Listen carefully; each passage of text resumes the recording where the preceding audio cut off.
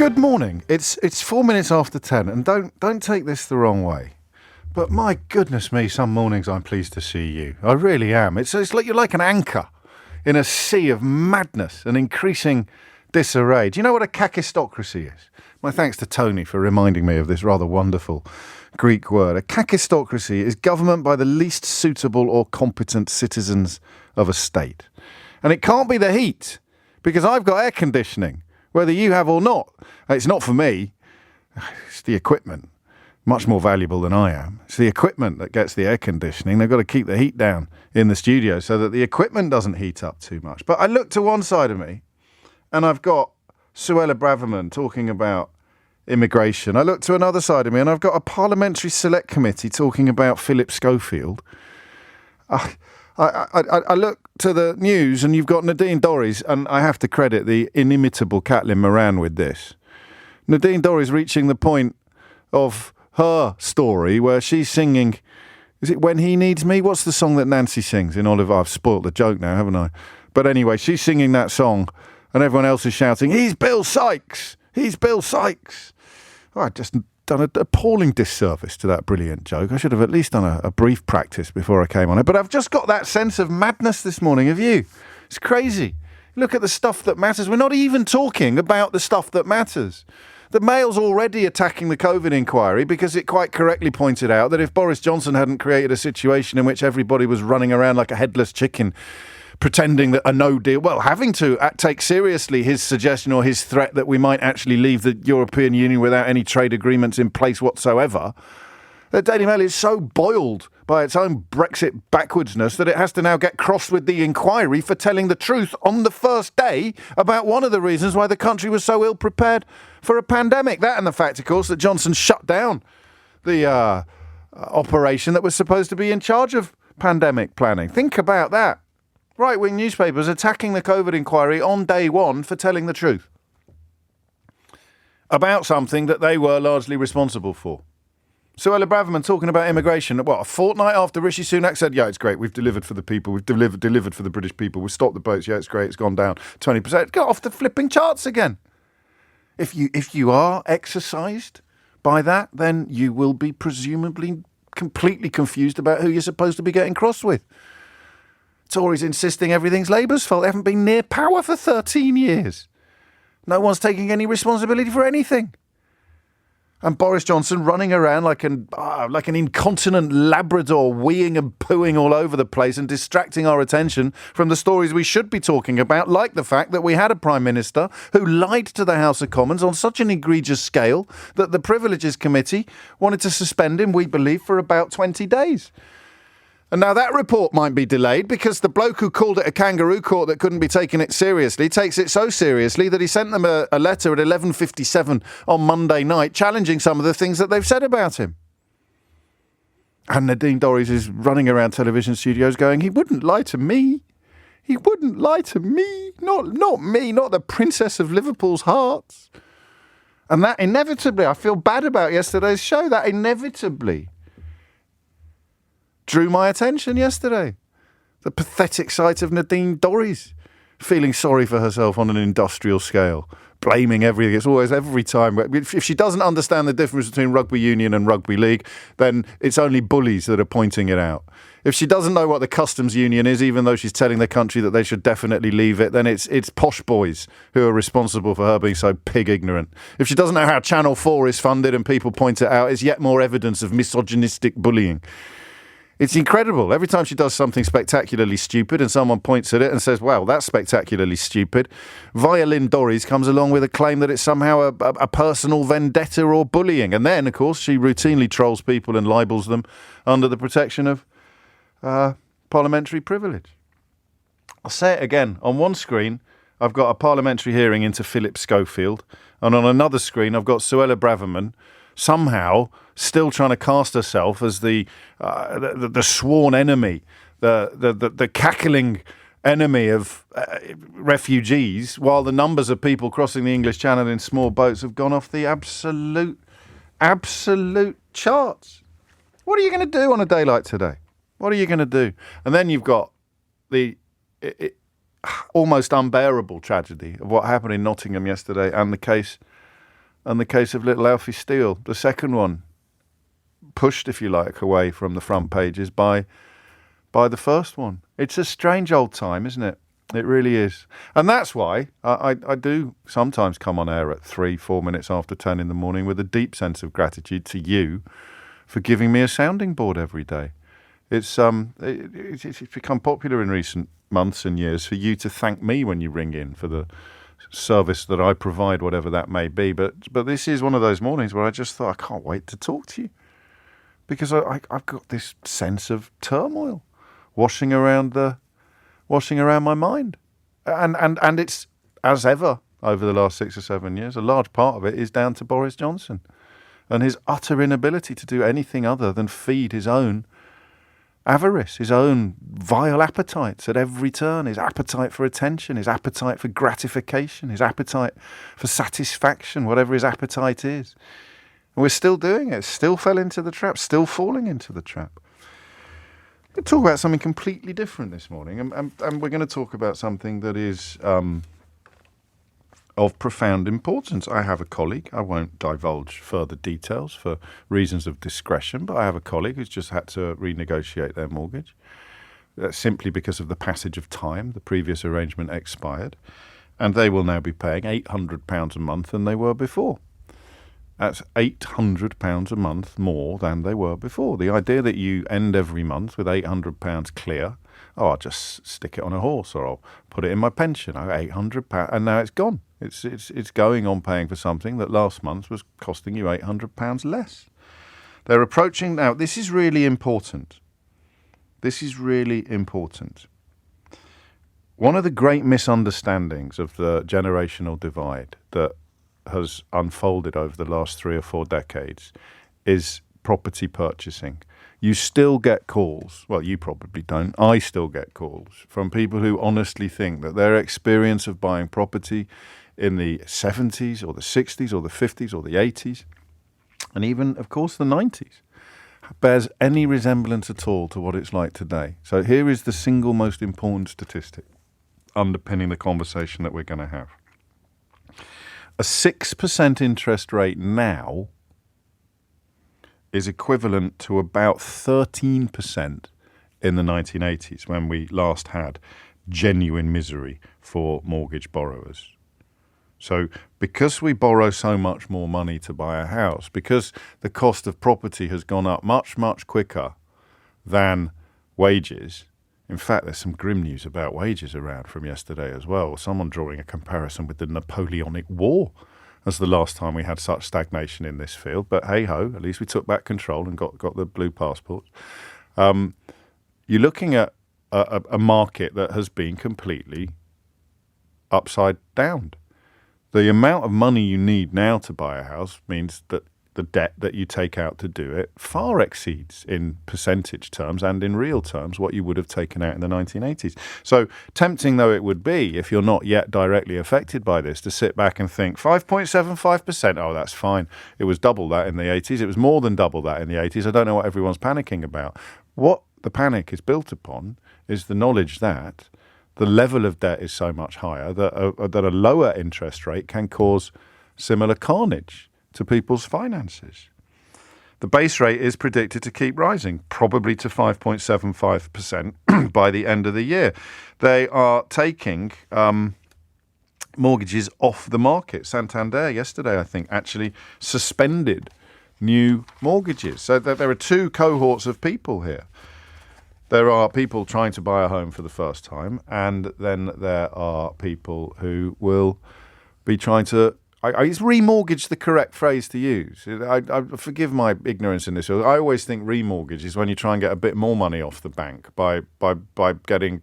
But when you come to the end of your fixed term and you need to get your mortgage, you need to renew your mortgage. Is that a better word? Renewing your mortgage as opposed to remortgaging? Either way, you know what I mean. You're either trying to get a mortgage for the first time or you're needing to get a new mortgage because the last one has run its term. It's finished its 5 years. I'm going to read you some coverage from the newspaper, which I increasingly find to be an oasis of objectivity and calm in a sea of ludicrous newspaper journalism. I'm typified today by the fact that Daily Mail's already trying to take bites out of the COVID inquiry for reporting news that the Daily Mail doesn't like. This is from the I newspaper, and I'll credit Callum Mason, their money and business reporter, because he's done a good job of helping me understand what's going on. There's even graphs. You've got to love a graph. Mortgage rates are approaching levels that will have the equivalent impact on homeowners as the double-digit levels that caused misery in the 1980s. So warning from experts. And can we all agree now to abandon Michael Gove's insistence that we'd all had enough of experts from organisations with acronym names? I hope we can. Rates for fixed-rate home loans in the past few weeks have gone up by about 0.5 points, leaving the average 2-year deal at 5.9%. Rates of 6% today will cause the equivalent stress of the 13% interest rate seen in the 1980s. Now, younger people, younger listeners may not remember what that was like. I barely can. I was 10 in 1982, but do you know what I remember? I remember repossessions. I remember a friend of mine's mum. His dad lost his job, and his mum was one of those sort of iron women who stepped into the fray and identified ways that they could carry on making money. And they moved house every 6 months, every 12 months. They would move into repossessed properties, do them up, and then move into another one again. People giving back the keys to the bank or the building society. And when I read that the situation is likely to be similar to that, if it isn't already, and then I do the anecdote on top of the data and talk to colleagues and friends who found themselves in need of a renewal, and they are being handed terms that demand that they find, in the case of my colleague this morning, £800 a month, in other cases, 4-figure sums every single month. And it is incredible. It is incredible. And it ain't going away. And most of us don't understand it, really. Guilt, I've been reading, are more important than some of the things that the government has done. I do know that the polling says that 32% of us blame the government for soaring interest rates, while 17% blame Vladimir Putin. Surprised Gary Lineker hasn't been fingered for this, so I have a crack at him for almost everything else. But some of the suggestions that the newspaper has come up with: take in a lodger. You can earn $7,500 tax-free every year. Did you know that? Under the government's rent-a-room scheme. They suggest that you might extend your term, which means your payments will be lower, but you'll be paying it off in the long run. That was the last conversation we had about mortgages. You can go interest only, of course. The bank has a responsibility to help you out, and they may allow you or suggest that you do that, but you're just prolonging the misery, or at least prolonging the payments.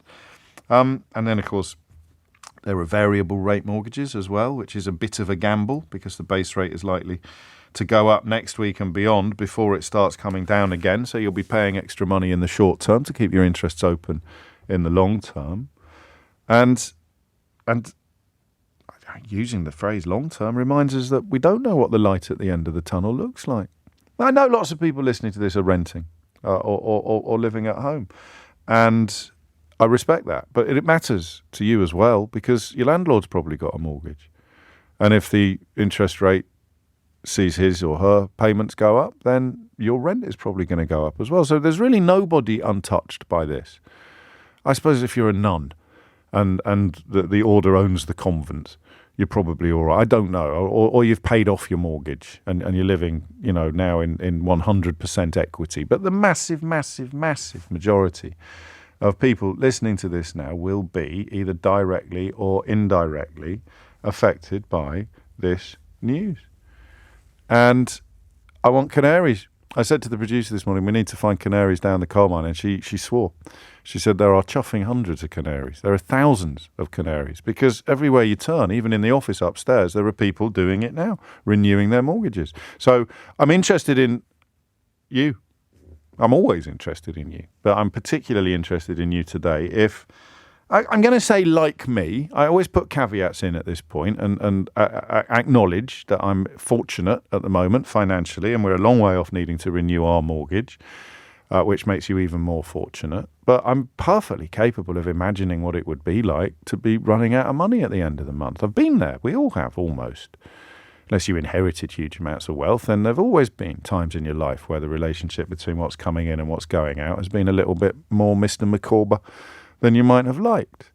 But you're like me, you're not stupid, you're not ignorant, but neither are you following Martin Lewis around, hanging on his every single syllable. I mean, but no one holds Martin in higher regard than I do. But do you know what I mean? Someone who, shamefully, frankly, is not as financially au fait as they easily could be. You got enough to pay your bills at the end of every month. You're not necessarily going to be chasing all the discounts and the deals and following everything. We'll be fine. I'm earning X. The house costs Y. I'm going to be okay. And then you've come around in the last few weeks to renewing your mortgage, and you've been lamped.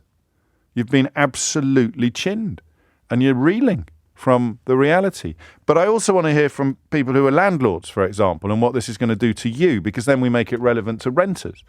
If you told me this was going to be a 20-minute monologue this morning, I'd have laughed in your face, because it's quite a dry statistical setup. But I did go off on a bit of a rant at the outset, didn't I, about the madness that surrounds us all. So that's the topic.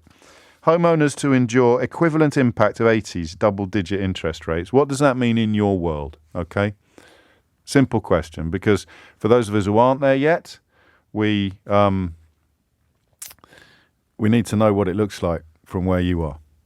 Hit the numbers now. You will get through. Are you ready? 0345 6060 973. Mortgage misery to hit 1980s stress levels. What does that actually mean in your world this morning? It's 23 minutes after 10. That Caitlin Moran joke that I completely butchered moments ago. Here it is in its correct form. Nadine Dorries' character arc is currently at the point where she's singing "As Long As He Needs Me," whilst the audience shout, "But he's Bill Sykes!" It's pathetic to see, and yet we shouldn't really be talking about it at all. If you think that's trivial, it's a parliamentary hearing into Philip Schofield unfolding at the moment, which I'm afraid I don't fully grasp, but hey-ho.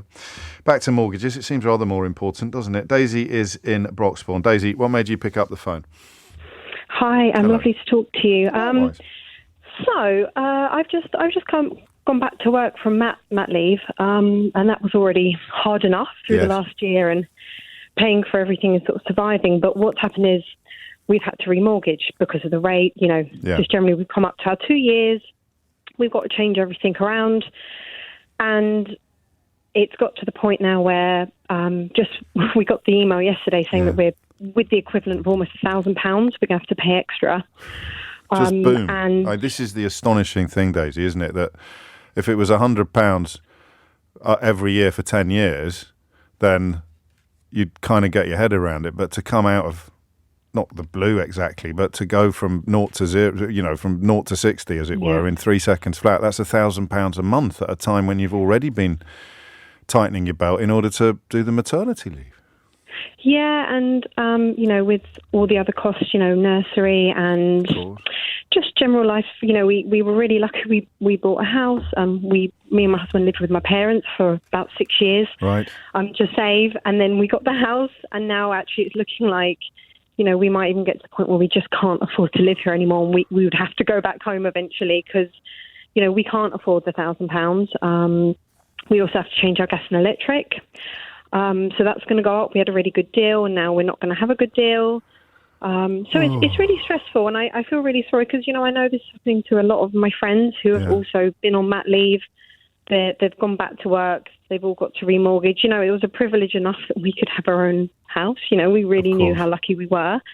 Well, yes and no, Daisy. I mean, you're a lovely person, which is why you're saying it like that, and we should all be grateful for what we've got. But you both work. You've lived at home. You've lived with your mum for 6 years. You've put your shift in. You've played by the rules. It shouldn't be a privilege to be a homeowner. It should be a natural consequence of what you've done. And it speaks of a broken system that you now find yourself in the situation that you're in. And it certainly wasn't you. It certainly wasn't you and your husband that broke the system. And it's interesting because when I was younger, I grew up in Hackney with my mum and dad. My dad's a builder, and I remember when we were kids how difficult it was. They were also fortunate to have they managed to buy somewhere, but happened at the worst time, just like us, where my dad was sort of really struggling. It was a really hard time for us growing up. And I remember he was sort of getting to the point where he was, almost having to think, oh, God, I'm going to have to go. I think loads of builders at the time were going to France to get extra work and Germany. sort of doing all this stuff. Yeah, and that was sort of on the cards. And, right. It's kind of interesting how I grew up knowing about this time. I was very young, but knowing about how conscious awful it was for us as a family. In the background. It's like background music, isn't it? And it would never happen again. My mum was like, it would never happen again because that was such a bad time for us. It was insane. And actually now the exact same thing's happening to us where we're kind of thinking, okay, the stress is awful for everyone, and my husband's, inconsolable almost about how hard it's been for us, the family. Yeah. But actually, we're going to have to think about what we're actually going to do going forward because it's not there it is going to work. No, and you can't wait until the decision is taken for you. You want to get ahead of it, however bad it may be. Were you expecting that figure roughly? No, I mean, I think we thought it would. Well, actually, to be fair. Yeah. A couple of months ago, we looked into it, and it was going to be a couple of extra £100, and we thought, okay, not great, but fine, we'll figure it out. Yeah. And actually, where it's gone so much over the last even couple of weeks, where it's just completely shot up, it's like, oh God, That is precisely really that is precisely the point. Well, I mean, listen, it'll sound scant consolation, but there will be families in exactly the same situation who aren't talking about it and who aren't aware and who aren't considering their options. And I've always been one of those people that sort of puts bills in the drawer until they turn bright red. And thankfully, I married someone who's a lot more responsible than I am. So, at least you're staring at it head on. But my goodness me, what an absolute shocker. And just to be clear, you're not living in Blenheim Palace or anything like that. The £1,000 a month on top of what you were already paying is to maintain a modest, pleasant life with two working parents. Yeah. Yeah. Yeah. Yeah. Well, as I say, I can only wish you the very best. But that's the call, isn't it? That's the family. That's Daisy, and that is £1,000 a month. I don't know. This worries me politically. I'm not going to keep politics out of this because. You've got a bloke in Downing Street who'd never used a debit card before. He didn't seem to be capable about how touch and go works, or borrows a car. So he looks like he regularly fills up the car in his own pump, contactless, not touch and go. That worries me. You've got hundreds and hundreds and hundreds of millions of pounds in the bank. I don't know how much help you need in understanding that £1,000 a month is a deal breaker for hard-working two-income families, but it clearly is. I would give you the number, but I inevitably, perhaps, the switchboard is under siege already this morning, and we're barely scratching the surface. So, and of course, I will point out that if you were in the situation that Daisy's dad found himself in the 1980s, considering popping over to continental Europe and getting some work there because the situation here was looking bleak, it's a different world, of course. There's shortages here, labour shortages here, so that bit of the story doesn't hold. But remember, Priti Patel was encouraging you to celebrate the abolition of your own freedom of movement a couple of years ago. So if that door was an attractive one, the Tories have slammed it shut anyway. It's 10:30. Thomas Watts is here now with your headlines. 33 minutes after 10 is the time, and I would rather look away from this, not least after talking to Daisy, but it's very important that we don't, because, where she is today, you could be next month or next year, because it doesn't seem to me that the light at the end of the tunnel is going to hove into view anytime soon. We're talking about mortgages now being so punishing and rising so quickly. It's the speed of the rise, I think, that is so significant here, that people will be wondering what the hell that they are going to do. The number you need is 0345 6060 973. We've got our first entry for Idiot's Corner. Are you ready for this? This is Mike. He says, you were probably 11 years old in 1983. That's a very clever calculation, given that I said 20 minutes ago that I was 10 years old in 1982, Mike. Well played. It was very tough. Negative equity was rife. Interest rates were 15%. So much more home ownership. So much more hardship. Home ownership is not a right. Financial trends always go in cycles. Count yourself lucky if you benefited from rock bottom rates. Well, I do, and I said I did. But my goodness me, to look at the situation now and think that it is deserving of anything other than sympathy and a slice of panicking is a mark of being, well, a fully qualified member of Idiot's Corner. So, well done, Mike. 10:34 is the time. Matthew's in Faversham. Matthew, what would you like to say? Hi, James. Okay, so basically, to cut a long story short, we've got an interest-only tracker mortgage. Yes. So obviously, every time the interest rate goes up, so does our mortgage payment. Yeah. It's gone up about £500 a month so far this year. However, we've had the mortgage for quite a long time, and when we took it out, there was a facility to take a mortgage break. Right. Unfortunately, my wife was diagnosed with cancer at the beginning of the year. I'm sorry. So her wages have dropped considerably because she's on statutory sick pay. Yes. So we phoned the mortgage company. Can I name them? Not yet, no. Okay. We phoned the mortgage company and said we'd like to take advantage of our mortgage break facility. Long story short, we can't because our credit rating's not brilliant. So we're paying, every time the interest rate's up, we're paying more money.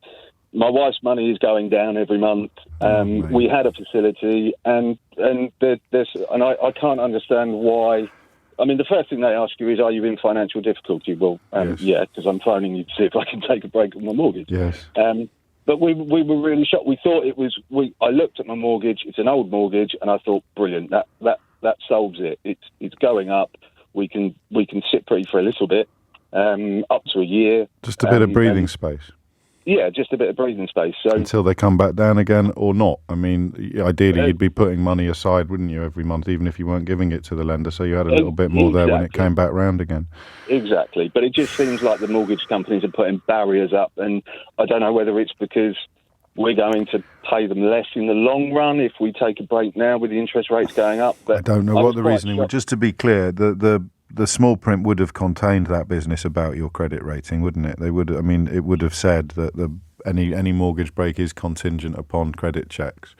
Yeah, and I mean, it's not a great credit rating, but it's not poor. No. And obviously, we've had the mortgage 18 years, and we've never missed a payment. So. Yeah, what is the company? I just wanted to be sure that you weren't going to accuse them of, I don't know, setting fire to your car or something like that. Yeah, no, it's nationwide. Okay, and it was a computer says no moment, was it really? Yeah. I mean, interestingly, I had to speak to 4 people before they agreed that I had actually got that facility on my mortgage. Oh, okay. So they tried to kind of back me off that way, and then they just came back very, very quickly and just said, no, your credit rate's not good enough, sorry. What are you going to do? And then asked if we wanted to go into some kind of debt management plan with them. And I said, well, no, not really, because that's going to make my credit rating worse. But anyway, what are you going to do? Don't know, James.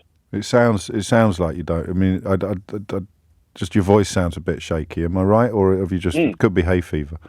Yeah, no, it's not. Yeah, I don't know what we're going to do. My wife is obviously ill. Yeah. Hopefully she's going to be okay in the long run. So it could just be a case of this year is going to be difficult. But, mortgage is going up, money's going down. There doesn't seem to be a huge amount we can do about it. And you'll be... And I'm a little bit too old to sell myself at King's Cross now. You never know. Don't put yourself down.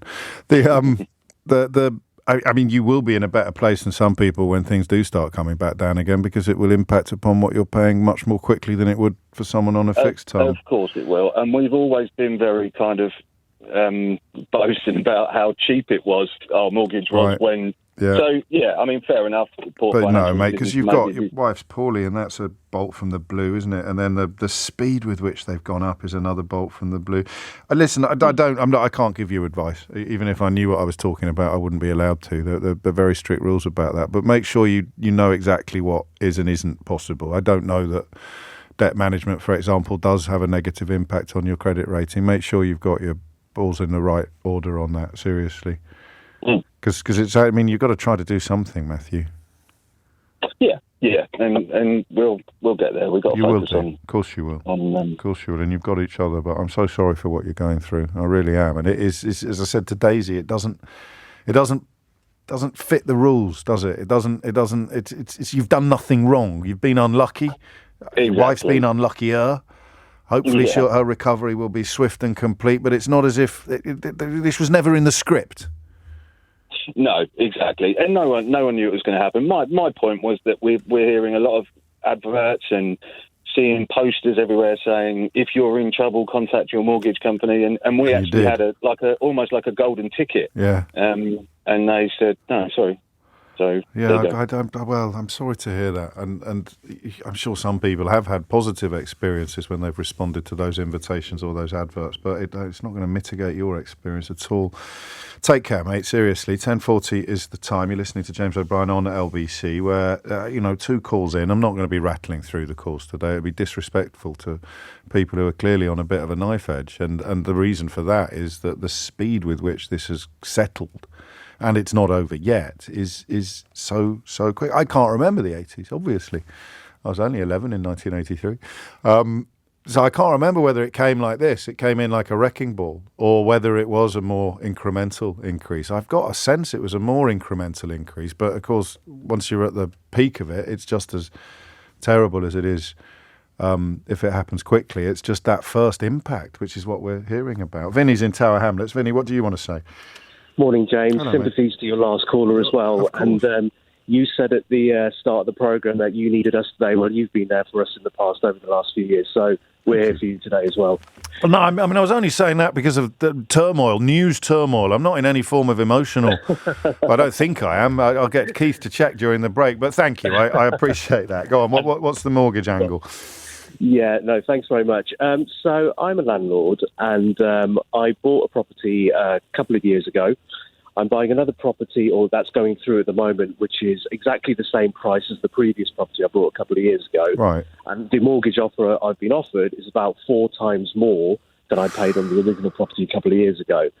So I just wanted to address a point that I think you alluded to earlier, which is, look, I probably will proceed with the purchase, but I'm not automatically just going to pass that increased cost on to my tenants.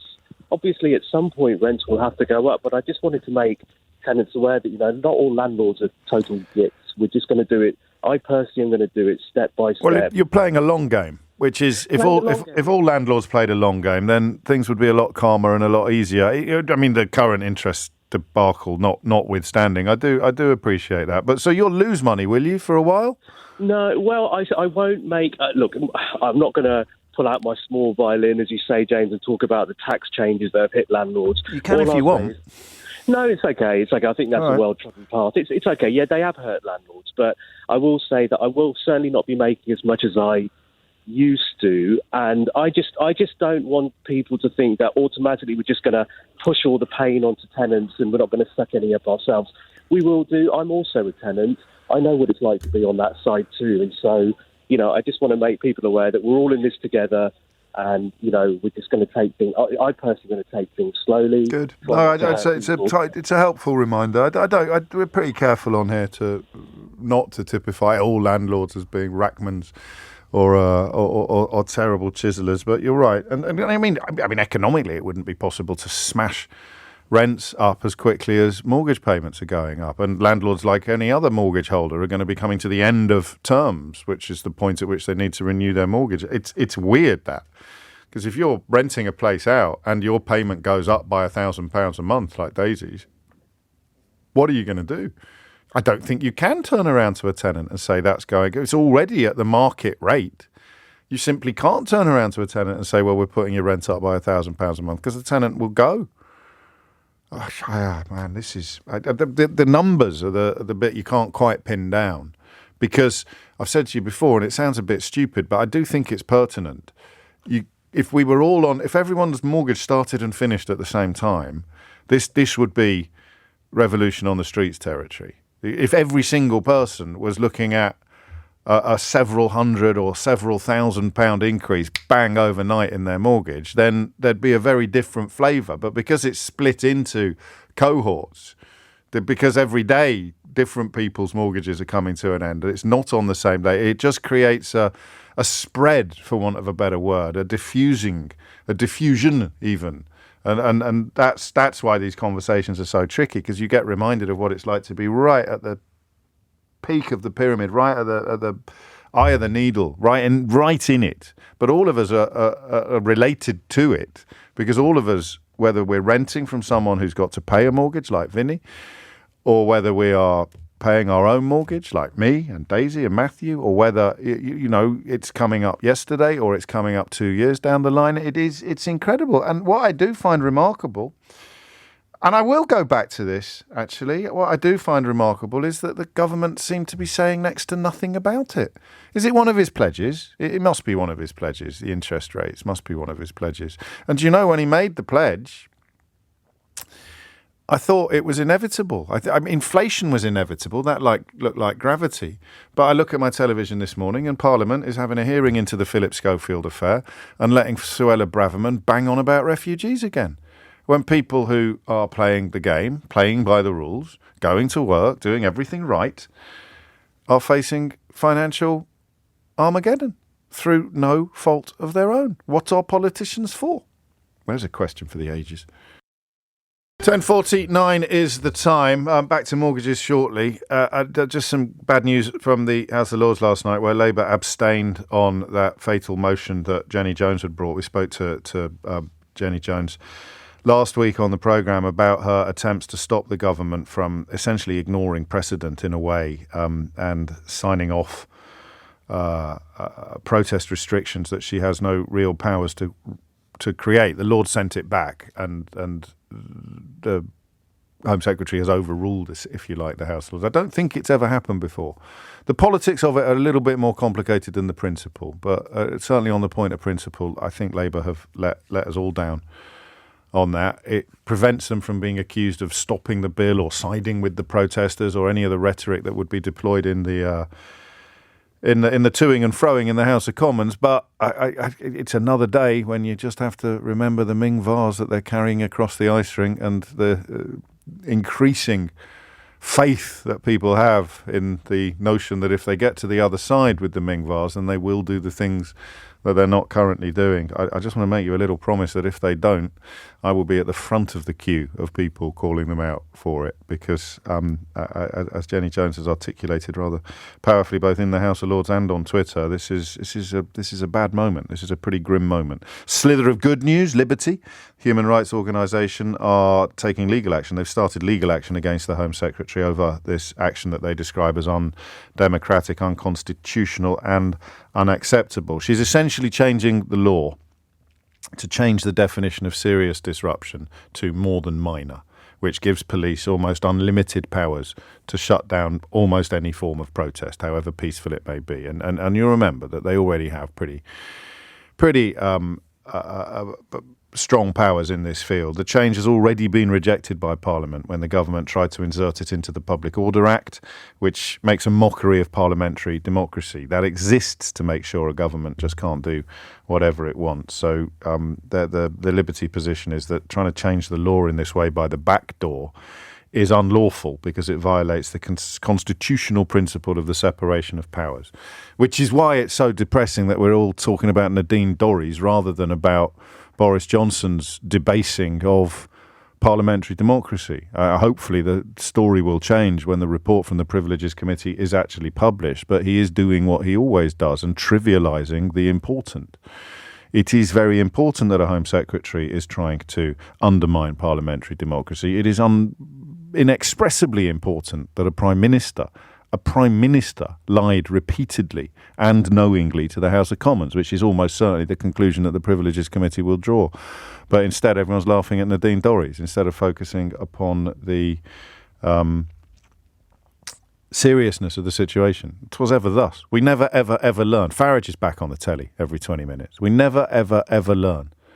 It's quite bizarre. And don't forget, the really, really bad stuff happens when financial crises lead to the othering of communities. That's when the really bad stuff happens. Without austerity, then the racism that accompanied Brexit wouldn't have been enough to get it over the line. And without the racism, the austerity wouldn't have been enough to get it over. The bad stuff happens when people feel pinched and someone else comes along to whisper in their ear that it's all the fault of them over there.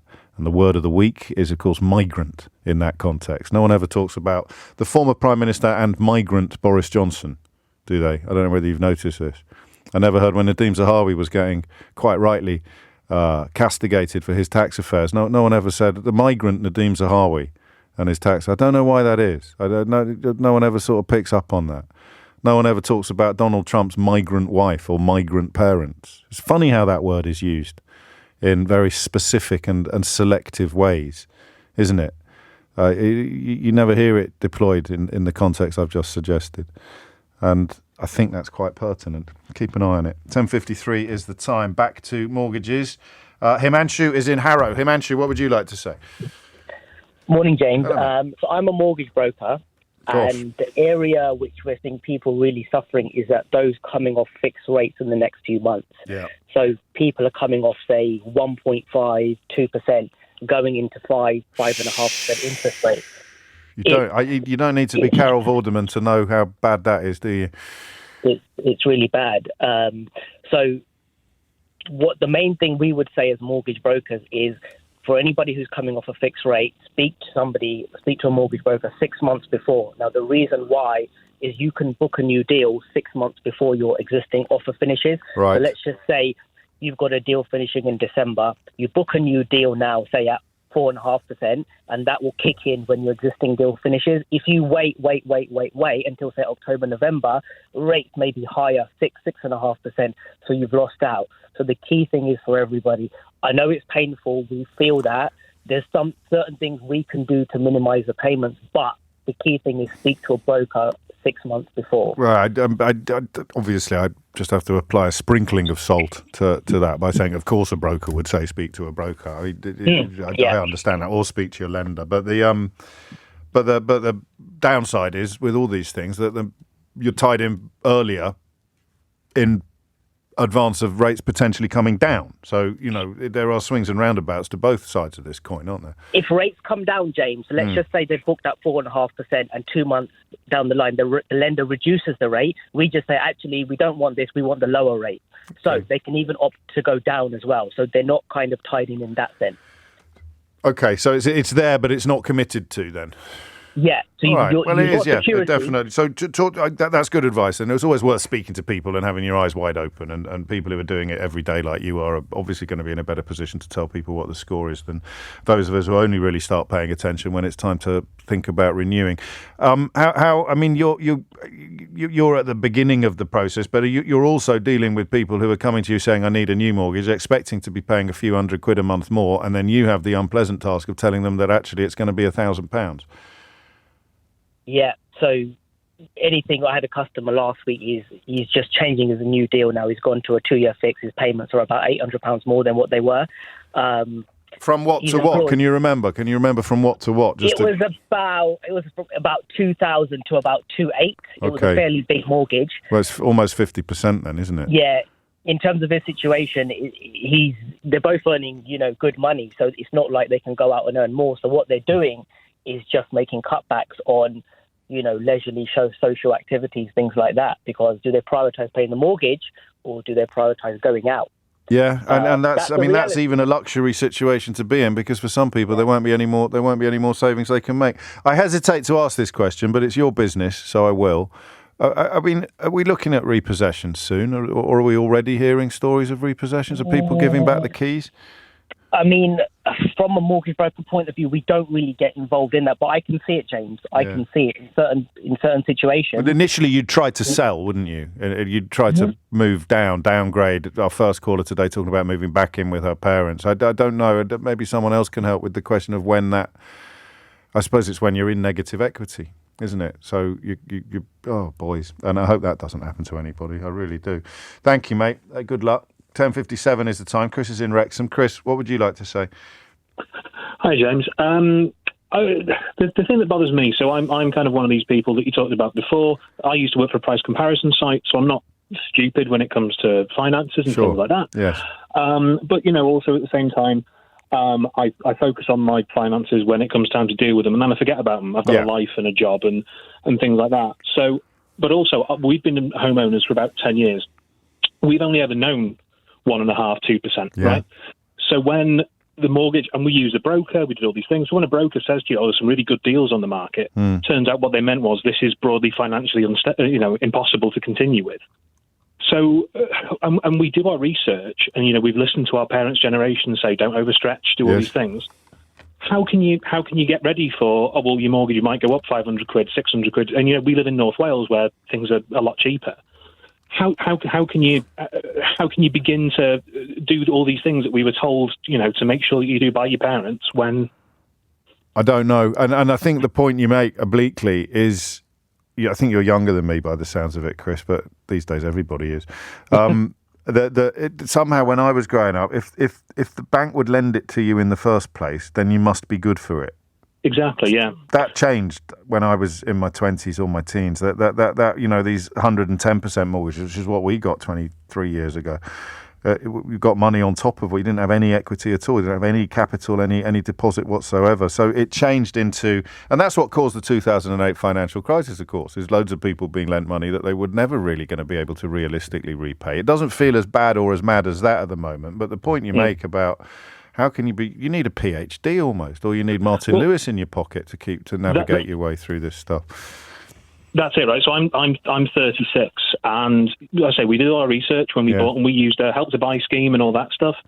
But yeah, was I also supposed to go? Oh, hang on, let's historically look back to the 80s and see what you know what I mean? Worst case scenario, you'd never get a mortgage. You'd never take a mortgage out in the first place if you were living in constant cognizance of where we are now.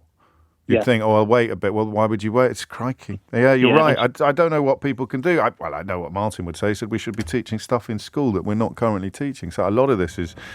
But nothing can prepare you for the kind of speed that we've currently witnessed. Even knowledge, knowledge is power, forewarned is forearmed. Insert your favourite cliche here, a rolling stone gathers no moss. Too many cooks spoil the broth. The last two don't really work, but you take my point. All you'd know is that, so here's one, just from Tim in Stevenage, $9.50 to $16.50 in a month. $9.50 to $16.50. That's £700, 700 over 950 times 1 over, that's a percentage. But it's not far off 100% increase, is it? How do you prepare for that? Oh, hang on. Apparently Lee Anderson is online. It's very easy. Everyone's fine. You can just live on 30p a day for your meals. It's 3 minutes after 11. This is a little bit like a turkey doing a radio show about Christmas. Does that make sense? It does make sense. When they say turkeys vote for Christmas, and it's silly because they're turkeys. This is a little bit like a turkey presenting a radio show about Christmas, because I'm going to mention to you that the number of people taking a strong interest in the news has dropped by around a quarter in the last 6 years. At some point this week, it's Mystery Hour tomorrow, so it may be on Friday, we're going to have a proper look at why, and we're going to do it from the slightly tricky perspective of asking people listening to this programme why they're taking less of a strong interest in the news than they did previously, despite the fact that if you are listening to this radio station, then you probably take a slightly stronger interest in the news than other people do. But remember, I'm the guy who got very, very close to doing a phone-in once on what it's like to have no phone. I read a statistic about the number of people with no phone, and I very, very nearly asked the question live on the radio, give me a call if you haven't got a phone. So give me a call, ring this news-based programme if you don't like the news. So I mention that because some of the reasons offered up are that it becomes too grim after a while. Funny that the most trusted news brand in the UK is the BBC, followed by Channel 4. You wouldn't think that, would you, if you were looking at the stuff... the newspaper agenda that I obsess about daily. So I mention that because the next story, I'll understand if you don't want to listen to it, because I'm not sure I would. I'm not sure I would if you were presenting the programme and I was listening to the radio. But I have to talk about it because I want to know some answers to some questions. When children are killed in horrible circumstances by their own family, the tabloid tradition is that you use it to launch very lazy attacks on social services in situations that you know nothing about, but you need a scapegoat. And it's not confined to the right wing for once, this offence, because there was a terrible case involving a baby known as Baby P, which ended with the sort of public defenestration of the head of the social services in the relevant area. I think her name was Sharon Shoesmith, and that was on Ed Balls' watch, if memory serves. I'm doing all this from memory, so forgive me if I've got any names or details incorrect. There is an atavistic urge for vengeance when something terrible happens. It comes from a good place. It doesn't come from a bad place. It comes from a desperate need to see something done when it's already too late to do anything helpful or meaningful. So little Alfie Steele is dead, beaten, tortured by his mother's partner. So often the mother's partner, isn't it? But tortured by his mother's partner, killed by his mother's partner.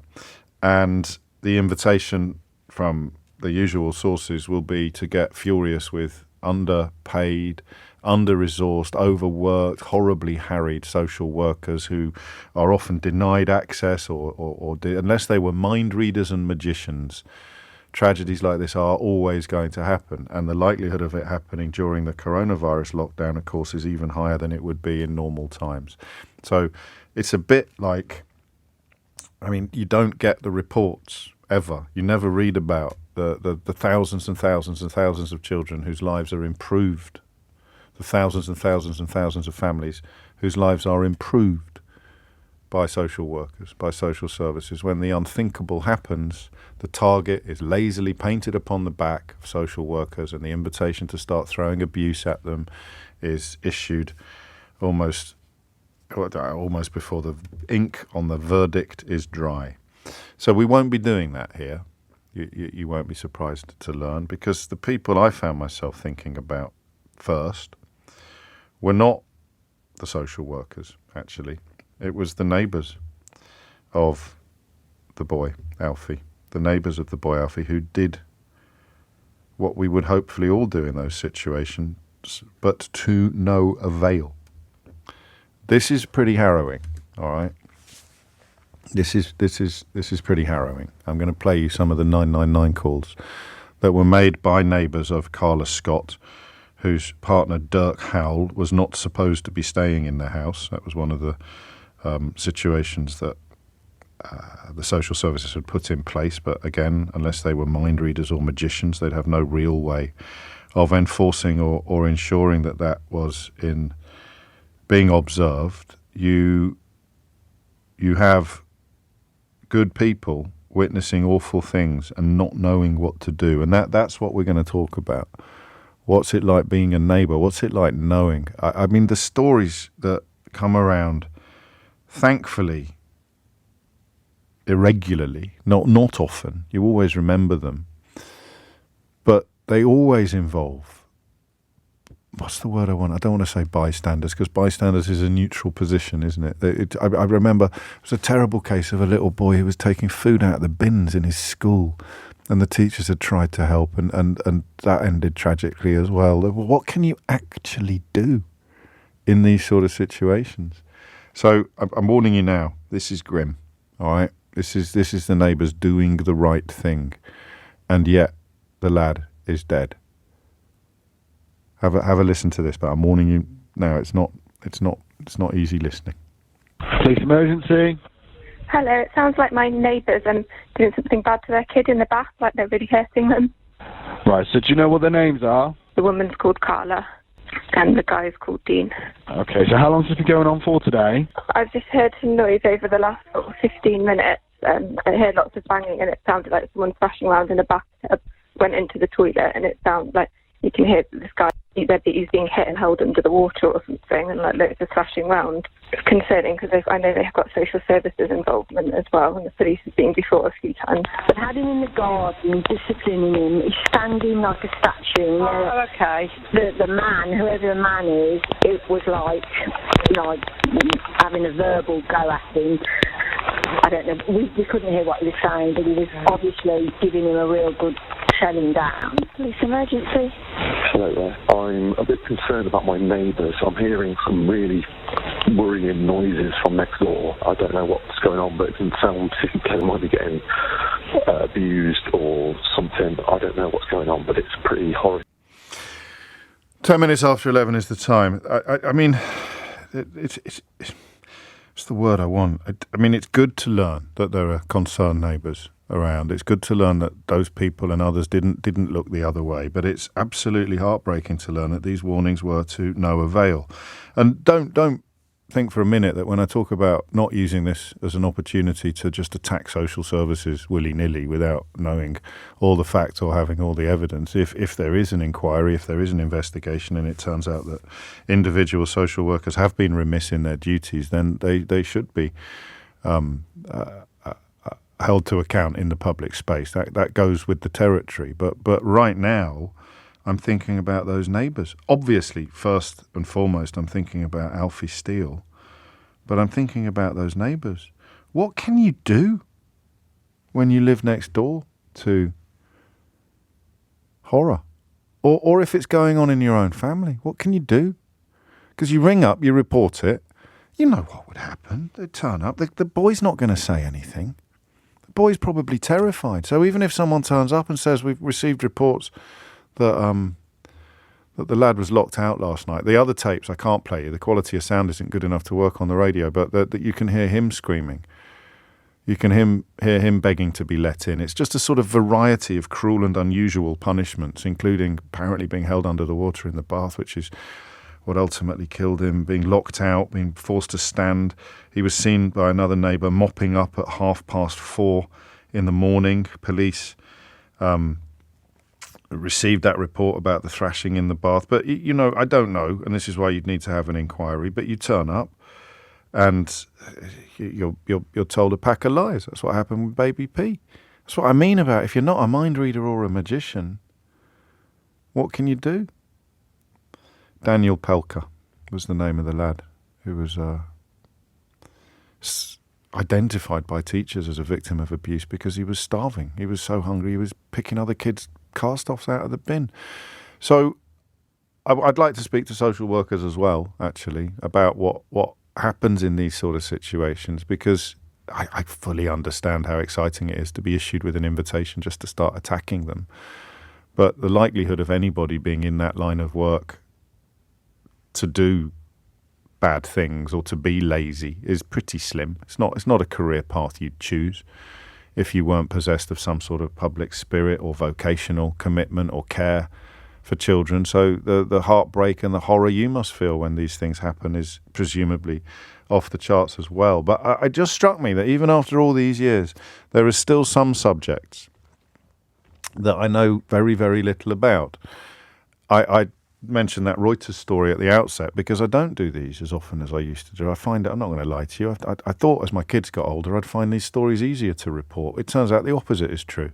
I find it unbearable. I look at this lad's face and I could cry. I mean, very easily. That's no use to anybody. The question is, what is it like to be next to it, to be in the middle of it? What happens? What happens? And social workers can help us with this as well. Your explanation of how something like this, because I stress again, we won't know the detail of what led up to it. A 6-week trial gave us the detail of what happened in the house, but not what happened in meetings. There was an opportunity 6 months before on whether to remove the boy from the mother's care, but the decision was that the situation hadn't crossed the threshold for removal. Removal is I've had very loose associations with removals over the years. Nobody wants to do it.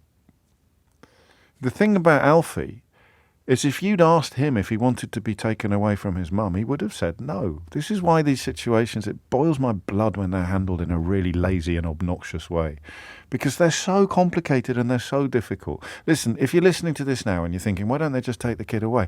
I sympathise. I'm not having a swing at you.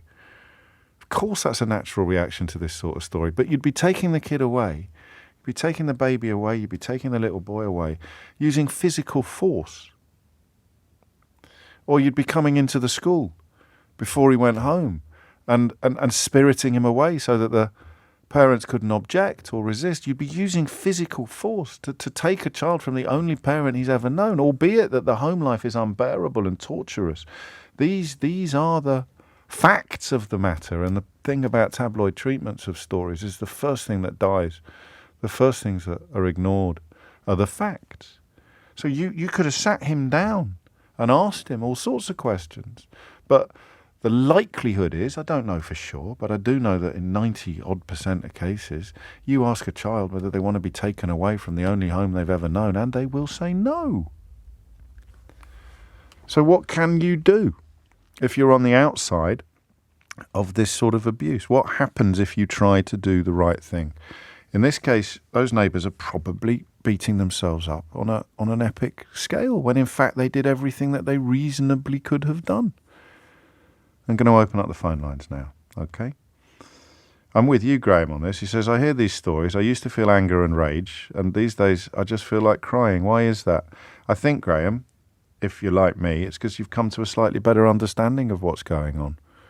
And some of this stuff is unavoidable because people are horrible and they will do evil things and they will be manipulative and creative and dishonest. And also because the measures we have in place, the authorities that we have in place to prevent this stuff from happening or to intervene are, like so many other areas of this country, crippled now by the consequences of austerity, by staff shortages, by funding cuts. It's a question of who are you supposed to get angry with? Phone lines are just about to open. 0345 6060 973. What's it like? What makes a difference? How could little Alfie have been saved? I ask that question cautiously but sincerely. It's 11:17.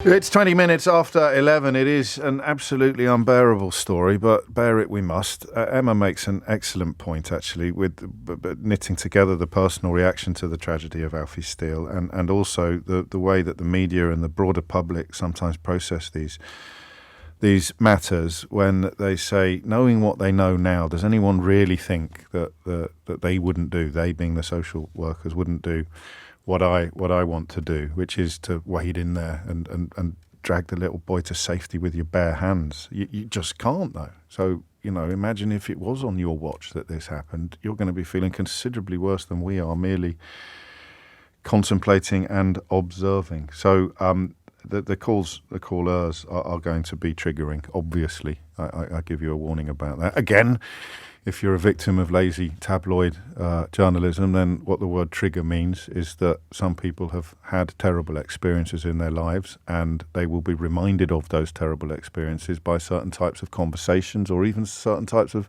artworks. And so just common decency and humanity demands that we give a heads up to those people and say that we will be dealing with territory that may traumatise you or may remind you of trauma that you have suffered. That's what a trigger warning is. I appreciate an awful lot of effort is put into pretending otherwise or lying, but that's what it is and that's what I'm doing. Thank you. Claire's in Westminster. Claire, what would you like to say? Hi, James. Good morning. I hope I can explain this in a way that people can understand the frustration and I think I felt complete helplessness, to be honest, when I heard the next door neighbours. There was a family next door with a number of children, the youngest of whom at the time was 8. Right. And I and my then husband felt that we could hear them being abused in terms of you could hear what we thought were some of the children being sort of thrown against the walls or their heads or body parts being banged against walls. There was sort of a lot of shouting and sort of crying that you could hear. And I went round and sort of the door wasn't answered, and so I thought, okay, I can't. That's not going to work. And what would you have done if it had been answered?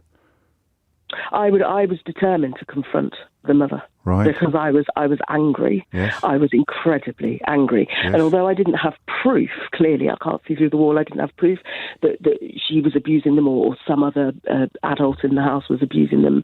I kind of just. I don't know, you get a feeling in your stomach. I had a feeling every single time something was banged against the wall or a voice was raised. And I just thought, you know what? I can't sit and not doing anything. Sure. So if I'm wrong, then so be it. I'm wrong, but I'd rather be, wrong about this situation.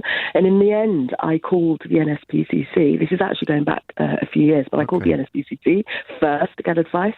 And I called them twice and spoke to different people. And both times I ended up getting so frustrated that I cried because I was so angry because their response was, but you don't know that that's what's happening. And so I said, what can they do? It is. This is it. And I could sort of see what they were saying, but I was like, but who's going to help then? So I called the police. The police sort of said the same, look, there's no proof. And then a period of time went past, and I'm only talking weeks, and one of the children, the youngest child, was actually brought to our house late at night by the police. Right. because he had been caught breaking into a property. Okay. And because there was nobody at his house, they brought the kid to our house. Yes. And that's what then started a long period of time where the kids sort of lived with us. They lived between houses because their parent wasn't there. But again, social services, I was calling them regularly saying, look, you've kind of abandoned these children with me, and I'm not a parent. I don't really know what I'm doing. I don't know really how to care. Okay, so instinct kicks in. I know how to care for them, but I'm concerned because you're not involved and you don't seem to want to get involved. Well, there may be a sense, either conscious or subconscious, for them to think, oh, well, there's a good neighbour there, so we can dial it down a bit. That's what they said. Yeah. That is precisely what they said. But I just felt when I was listening to the recordings that you played of the people, that was kind of me. You're kind of doing this, oh gosh, I'm really sorry but this is what I'm hearing and you have to do something. You know, I would do it again. Whether I was right or wrong, because you can't be 100% sure, but I would do it again. How did it end, if you don't mind me asking? So it ended with the children, the youngest children, essentially moving in with me and my then partner, yes. And me phoning my mum every day going, Mum, what do I do? Because I just don't know what to do. And there were difficult situations because the kids knew what was going on. They knew that their parents, I'm trying to not give out too much specific information, but their parents were not there at all. So they had no option, if you will, but to live with me. And in the end, I got the youngest back into school. But it took a long time, an awfully long time. Where are they now? So they, as far as I'm aware, they are now adults, if you will. It's that long ago. Okay. It's that long ago. So they're all adults. So there's a sense almost of the community, in this case you, coming to the rescue, which is a complete lottery. Claire, I'm going to crack on only because there are so many people getting in touch, and as you say, it was important not to give away too much detail, and that notion of being next to it and not knowing what you can do. Listen to this from Gillian, who's in the Lake District. She says, I'm not a social worker, but I have worked with high-risk families. Sometimes you know in your gut that something is going on, maybe not as bad as this, but there's no evidence that can be presented, and the disguised compliance from the family is very hard to get around. So disguised compliance, saying we are doing what we're supposed to be doing, we're not doing the things you're accusing us of, and the child will back it up, of course, for the reasons that I have just touched upon. This from a GP. I'm a GP, and child protection is the area that causes me to lose sleep. The teaching on child protection always mentions domestic abuse, parental drug or alcohol abuse, parental mental health as the 3 red flags. I've always found that a male in the home who is not the father of the child can be another red flag, but social workers are hugely overworked. They have massive caseloads. They're making life and death decisions under immense pressure. Health visitors are understaffed, can't see families as often as they would like. Parents can be manipulative liars. And it's so important for social work, GP, health visitors, schools and police to work together. I've got absolutely no reason to doubt the provenance of this text, and I will read it in its entirety. Hi, James. I am one of the neighbours of Alfie. We feel sick daily that we didn't physically take him in and stop it. I only saw him the day before. And I said to him, hello, mate, are you okay? And he said, yes. And the following day, he was not okay. I cannot forgive myself for not intervening then, but of course, you don't and couldn't know what was to follow. It is genuinely horrible. I mean, it just is. Genuinely horrible. I think some of the bad responses come from a desire to believe that it's somehow avoidable, and some tragedies are somehow avoidable, but never all of them. I hope you're being kind to yourself, texter, because you couldn't have done anything that you describe, but for the reasons that we're exploring this hour. Phil's in Woking. Phil, what would you like to say? Hi, James. We've spoken before. I'm an ex-child protection officer. Yes. I think last time I ranted awfully about cuts to the services, so I'll try to be a bit more succinct. That'll make one of us. Yeah, well, it just makes me tearful hearing this stuff. I wanted to kind of try and focus in on a bit on the one area I kind of had experience of. As you know, I was a child protection officer for a long time, and before that I worked with domestic violence victims as a detective, bringing people to justice. When I was a domestic violence officer, I was in the Met, and they had have something positive to say about the Met, which is strange for me. Good. They brought in a very fundamental change to how officers responded to domestic violence calls, and that change was you have to have a proactive attitude to arrest in those circumstances. So you would attend a uniformed, untrained, unspecialist officer would attend domestic violence, and they are trained, hammered into you, because removing somebody's liberty is huge. Yeah. You have to have an allegation, and you have to have evidence. And if you don't hit that basic threshold for shoplifting or for criminal damage, you do not arrest anybody. It gets reported and then it gets processed. Obviously, in a domestic violence situation, a woman, generally they're female, is not going to give you an allegation for a multitude of obvious reasons, plus the suspect is standing next to them. So the attitude was changed and the training was put in for officers on the ground to say, when you come away, your sergeant and your inspector will need an explanation from you in detail about why you have not arrested. Right. Because if you have a 999 call with trauma, if you have allegations from somebody else calling in, if you have evidence of injury that you've witnessed there, or if you've had if there's damage to the kitchen, or if there's anything you've got that can say there might have been something happen, we need to arrest the suspect. And they would get brought in, and your job as a domestic violence detective would be to obviously interview, but what you've got there is you've got a 24-hour window, potentially, where that person can be in custody for interview. Yeah. And that means that you intervene as a detective with the victim. You actually get to know them, because the calls will come again and again. You build a relationship with them, bring other support services in, other charities, and you get to a stage or a period of time where you can get them out of there. And you might not ever bring in the suspects to court. But you saved the victim. But that's a distance. And now you're going to tell me there's nothing in place for children. I left 7 years ago. Caveat. I don't know. Sure. But As nothing a child protection similar. officer, there is nothing in place. What can you do? What can you do? Because your child has no agency. But it doesn't. You don't. So the parallels are exactly the same. Yeah, right? they are. I know. So what you can do, what they did in the Met was they brought in an entire document. Officer had come back from that call, and it was basically a risk assessment. Are there any injuries? Are there any history? I think you swore then. I had to dump a little bit of. No, I didn't mean to. I don't think I did. Okay. I dumped it anyway, just because I thought I heard the F word. But sorry. I don't think. Size of a something notebook. You said, I think. A pocket notebook. Oh, okay. So officers have a pocket notebook that goes in their pocket, So it's the size of that. So basically, they were told to fill out a huge document, which put them as the advocate for the female or the domestic violence victim. Yeah. And we could do the same with children. Has this children, let's listen to the 999 call. Let's speak to the child. Let's speak to the mum. Are there any injuries? Is there any damage? Is there a history? Has the person made anything on the 999 call? Is there a neighbour that's made a call that says, I have heard this child being held under the water? That would be enough. That is evidence. It's on a 999 call. We could print it out. We can interview with that. That might not meet the Crown Prosecution Service threshold for going to court, but they get nicked. The perpetrator, gets arrested.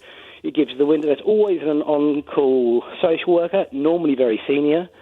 You could call them. You could get. But you'd need corroboration, wouldn't you? But your corroboration of you'd need someone in the house to say yes, that is what happened. Not at the point of attending the call. Right. So the police could have had powers, but the police didn't. I don't think the police attended. You've got the social workers attending a lot, but I would imagine those 999 calls you played, an officer would have gone to officers would have had to have gone to that call. They would have had to have gone to the address. Those officers would have turned up, and then they will not have felt like, when they're using their shoplifting blueprint, have I got enough threshold to do anything? They'll leave. Going on.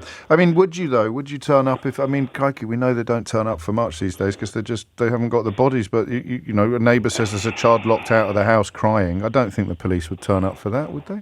Maybe not locked out crying, but I'm hearing noises coming. I'm hearing noises coming through the wall. Our first caller had a similar experience, and they said there's no. Listen, you did it for a living, and some of what you tell us is encouraging, but I guess the difference between an adult victim and an infant victim is going to be pretty pertinent as well, and it does all add to the sense that there are no simple solutions or easy accusations to be levelled in these sort of situations, except against the people who did it, the people who committed the crimes. It is 11:33. Thomas Watts is here with the headlines.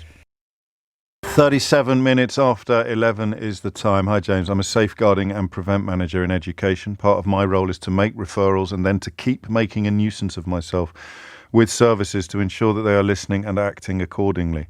I also deliver training, and one of the main messages from me is to always listen to your gut instinct.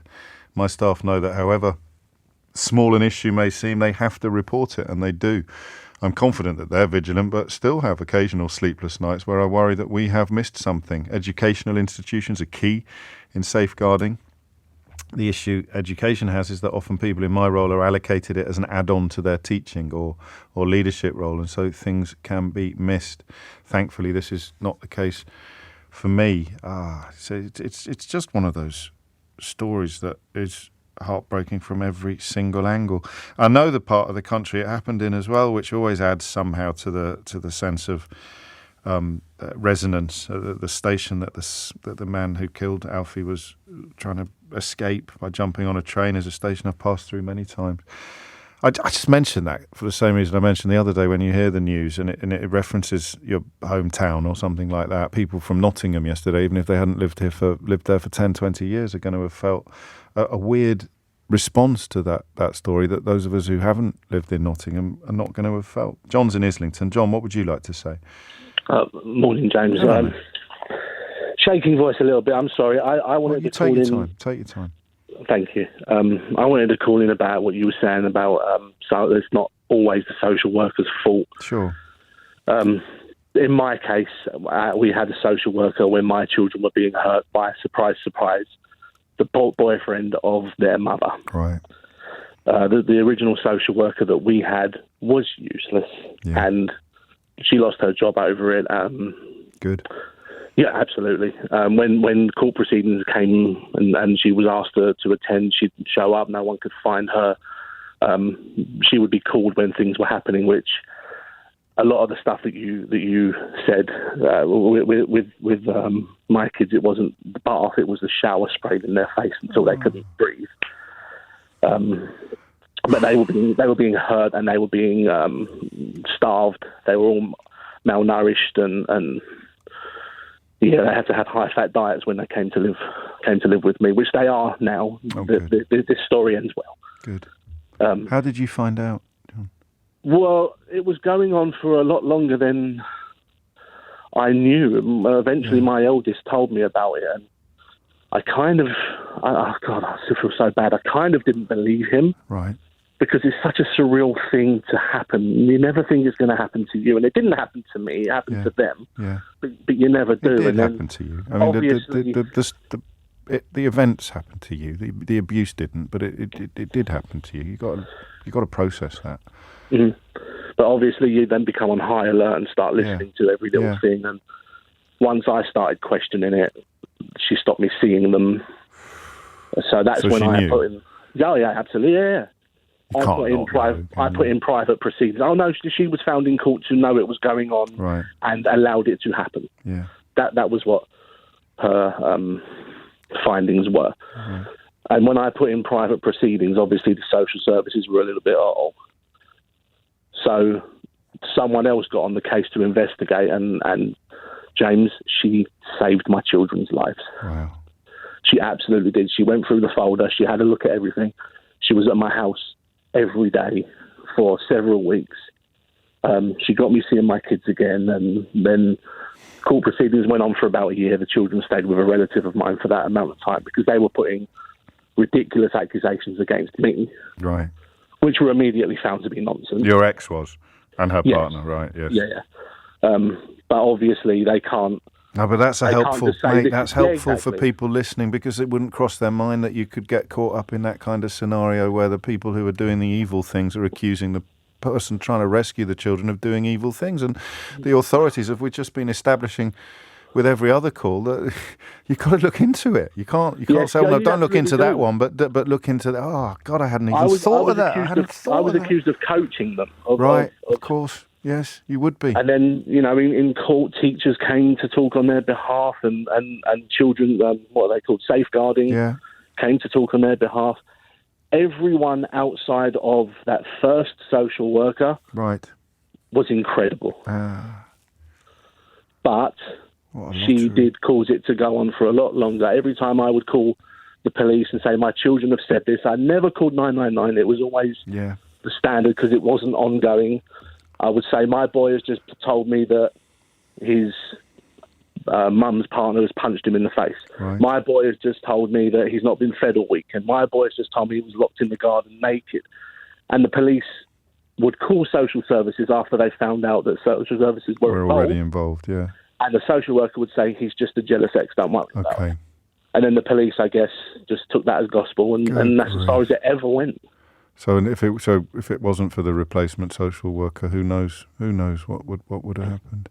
We ended up having her. She was a manager. We ended up having her. She recommended someone else for our case, who was also amazing. And then in the final days after court had ended, and we just needed a little bit of follow-on help. Yes. We had another social worker who was also amazing. And did he get sent down? Was it? I mean, I really wanted to. We went through almost a year of family court. Yeah. And at the end of it, the court case was to get the children into a safe place rather than to get him punished. At the end of it, I asked my barrister, can we follow this through? Yeah. I don't want them to get away with this. No. And he said, I would advise you not to. They're safe. It's not bad advice, that, is it, John? No, it's not. It does eat me up a little bit. But it leaves every single time it leaves that. It comes up that he's still out there. How are the kids? Health-wise, they're fine. Yeah. We're going back 4 or 5 years now. Yeah. Health-wise, they're fine. They're all doing great, but there is some knock-on difficulties for them. They're still seeing CAMs. Good. Quite regularly. Good. They're still seeing psychiatrists. We have family therapy. Good. It went on for nearly a year, the abuse. The court case went on for nearly a year. Yeah. The knock-on effects are going to go on for the rest of their life. Yeah, they are. But listen to you. Listen to the dad they've got. Doing everything right when other people in their life have done everything wrong. And the professionals, that one horrible experience. And then the machine, as it were, kicking in the way that it needs to and should do. And sadly, as you know, probably better than anybody, doesn't always. But for the grace of God. When you hear a story behind the doors as well, and knowing what all goes on, and then you become so highly attuned. Whenever I'm picking up the kids from school and I see safeguarding, talking to another parent, I'm always like, I hope that child's all right, because I know what they're there for now. Yeah. Ignorance is bliss is really something that does cross my mind, but at the same time, I had to do it. Of course you did. I couldn't leave them there. What do you, when a story like Alfie's reaches the news like this one did yesterday, it's been reported on for a couple of weeks, what does it do to you? I think I can honestly say, James, that I now know what triggering means. Yeah. I'm not. That's not been a throwaway thing for me. Absolutely not. But I've never really experienced it. Of course. And I was doing a bit of cooking this morning and listening to your show. I do genuinely listen every day. Thank you. And this came on, and I had to sit down. Yeah. I had to sit down. I felt dizzy. My voice was shaking when I was talking to your producer. Yeah. This is a happy ending. Yeah, exactly. This is what I'm saying. My kids are all right now. Yeah. They've been through more than any child ever should, but they're all right. They're living their best life. Yeah. They just need a bit of help every now and then. I don't know. No, you do. They do. They just need a bit of help now and then, and they need you, and they've got you, and they need support, and they've got support, and they live with me and my partner. And that is a call that every single person listening today will remember forever, mate.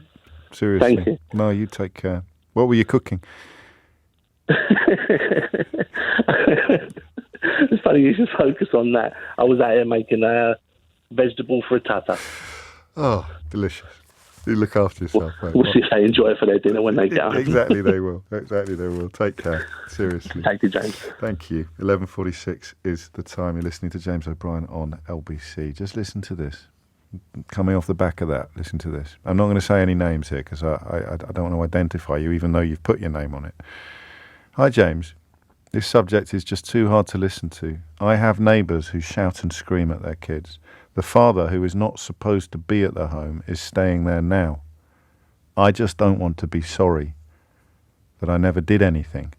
I fear he will do something to his kids. He is clearly unstable. What do you do? What can you do? Nusrat is in Hail Zone. Nusrat, what made you pick up the phone? Yeah, hi. I feel quite emotional about this for a number of reasons. One, I'm an assistant professor in social work, so I teach social work students, and my background is children and family social work. So I also used to work for our professional body, and I'd often have to be on Nick Ferrari's show when we'd have one of these terrible tragedies and then be discussing it the next morning. But I do have lived experience of domestic abuse myself, so I'm not a stranger to services and, you know, just how traumatizing it is. I mean, I think what John was saying just now, it can happen to anyone. It can happen to any of us. And also, there's a serious case review, probably Daniel Pelkers, and you'd mentioned that one. And in that review, it says you have to think the unthinkable. Yeah. And unfortunately, you know, that is where we have to go. You can talk yourself out of the unthinkable. I think it's almost the gut reaction to try to talk yourself out of the unthinkable for a lot of people.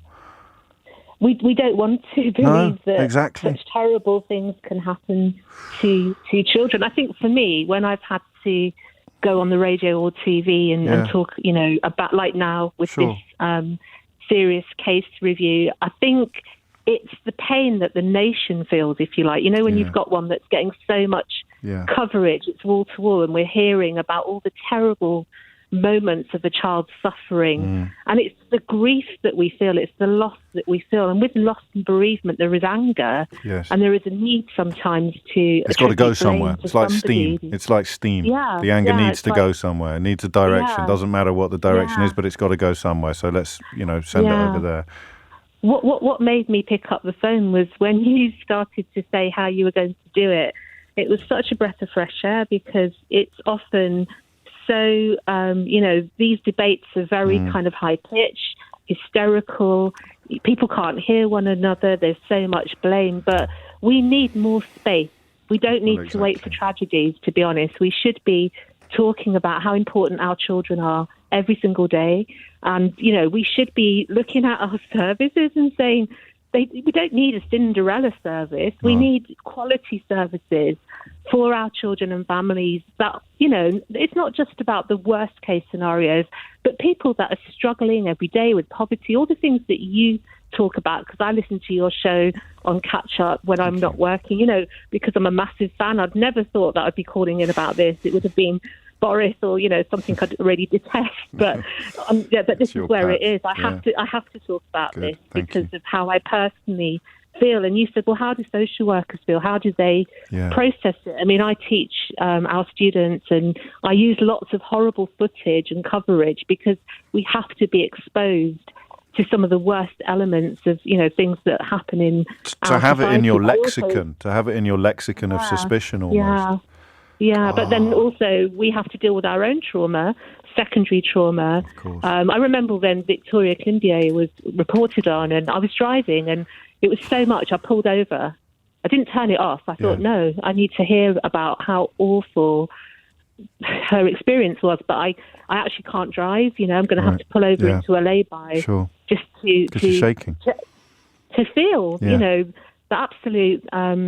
I mean, it's got to be speakable. We talk about unspeakable, but to be honest, we have to talk about it. I'm very angry with the government. They've had inquiries. So there was a national inquiry about Arthur Labinjo Hughes and Star Hobson. We remember these names. And so they reported and they had to respond. There was also another inquiry into children's social care. It was very clear that, you know, we've had so much money taken away. We've had so many services disappear.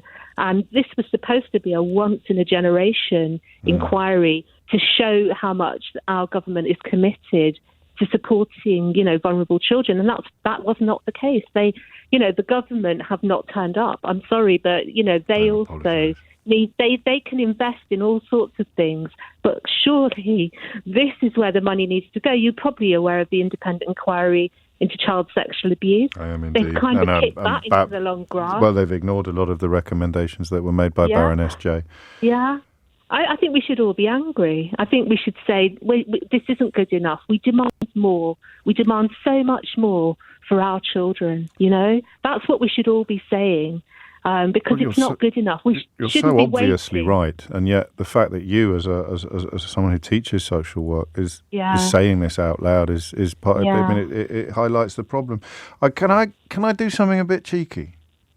Yeah, we'll see. Well, I read out that text a minute ago from someone who thinks he's living next door to, and social services probably already involved because the father is not supposed to be at the home. He wrote to me, I just don't want to be sorry that I never did anything. I think he is going to hurt his kids. He is clearly unstable. What would you say to him if that's not a completely inappropriate question? No, it isn't. And I would say to him, well done, because it sounds like you'd already been contacting them. Make a nuisance of yourself. Yeah, to the services. Do not take no for an answer.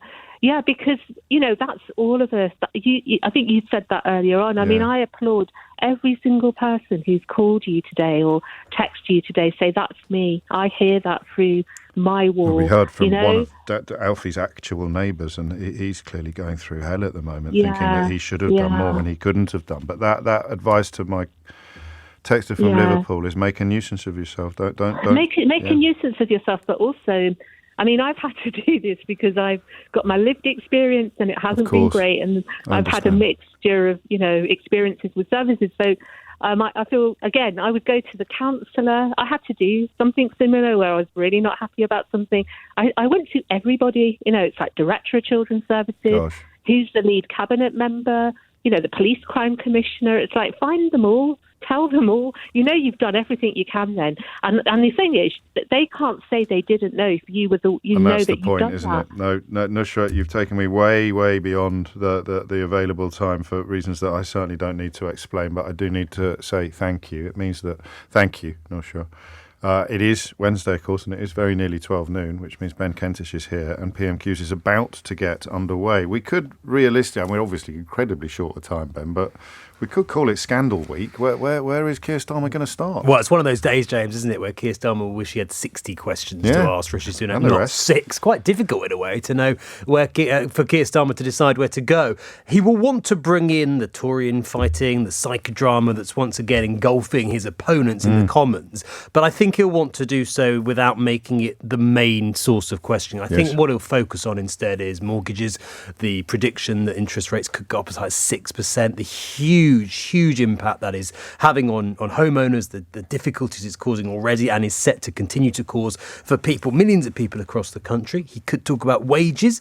New figures this week revealing they are lower in 2023 than they were in 2008, the same level in real terms as 2005. It's quite incredible, James. I read this as a period of stagnation comparable only to the Napoleonic War. Yes, in the words of Paul Johnson from the Institute of Fiscal Studies. I knew I hadn't dreamt it. No, you didn't dream it. Good Lord. Unprecedented since the Napoleonic Wars. Can you imagine how bad things would be if they hadn't got all the big calls right? He could go on growth, sluggish, 0.2%, we learned this morning. I think what he might try to do, and I was wrong last time, so I might be wrong again, but I think he might try to link all of this into sort of this economic crisis and try to say, look, this is what people are facing, this is what people are dealing with, while you're getting engulfed in rows about honours and privileges committees and infighting and so on, and try to depict Rishi Sunak as focused on the wrong priorities rather than the ones that people are struggling with. Yeah, but I don't know how he'd do that, but I can see why you think he might. We will, of course, cross live to the House of Commons as soon as Sir Keir Starmer gets to his feet. And Raphael Bear wrote a characteristically brilliant column today in The Guardian about how, yet again, Johnson trivialises the seriousness by getting us all talking about infighting and Nadine Dorries weeping into her baby sham and whatever else is going on.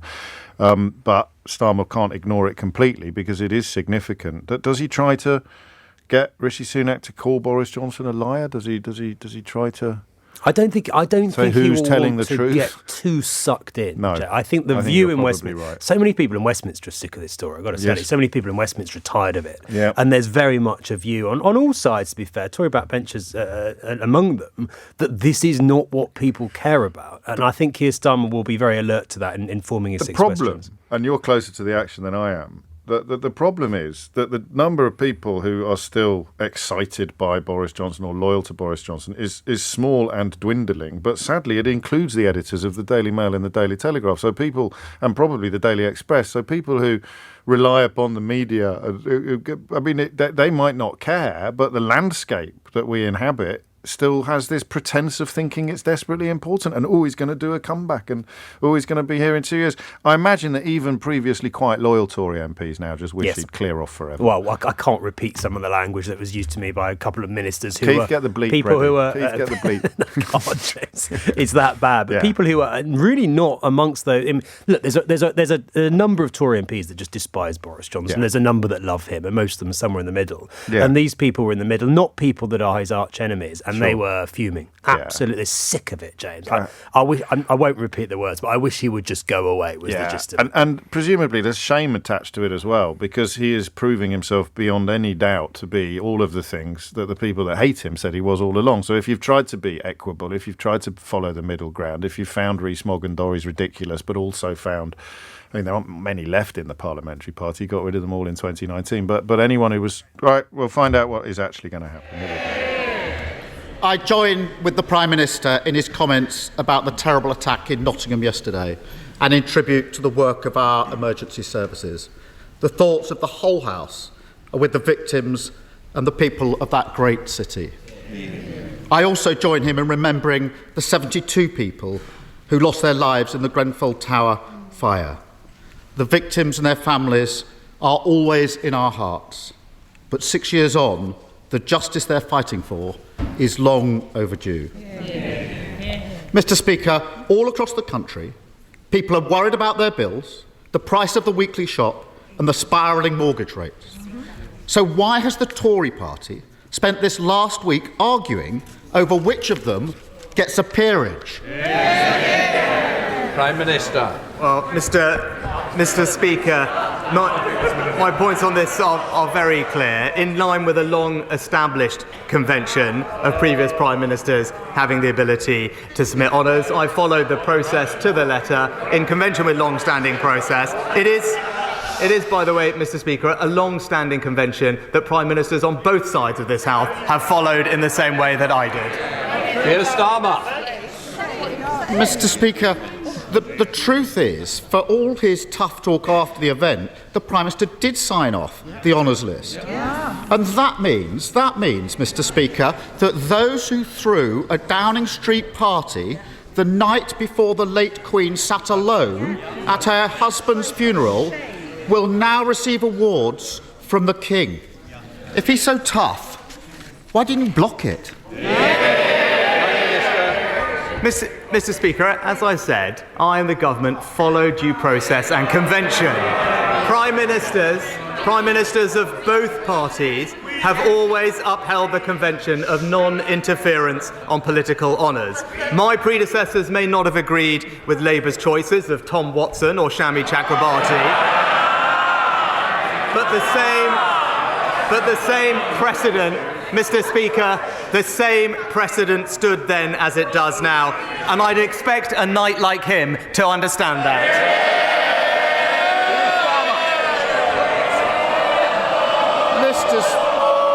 I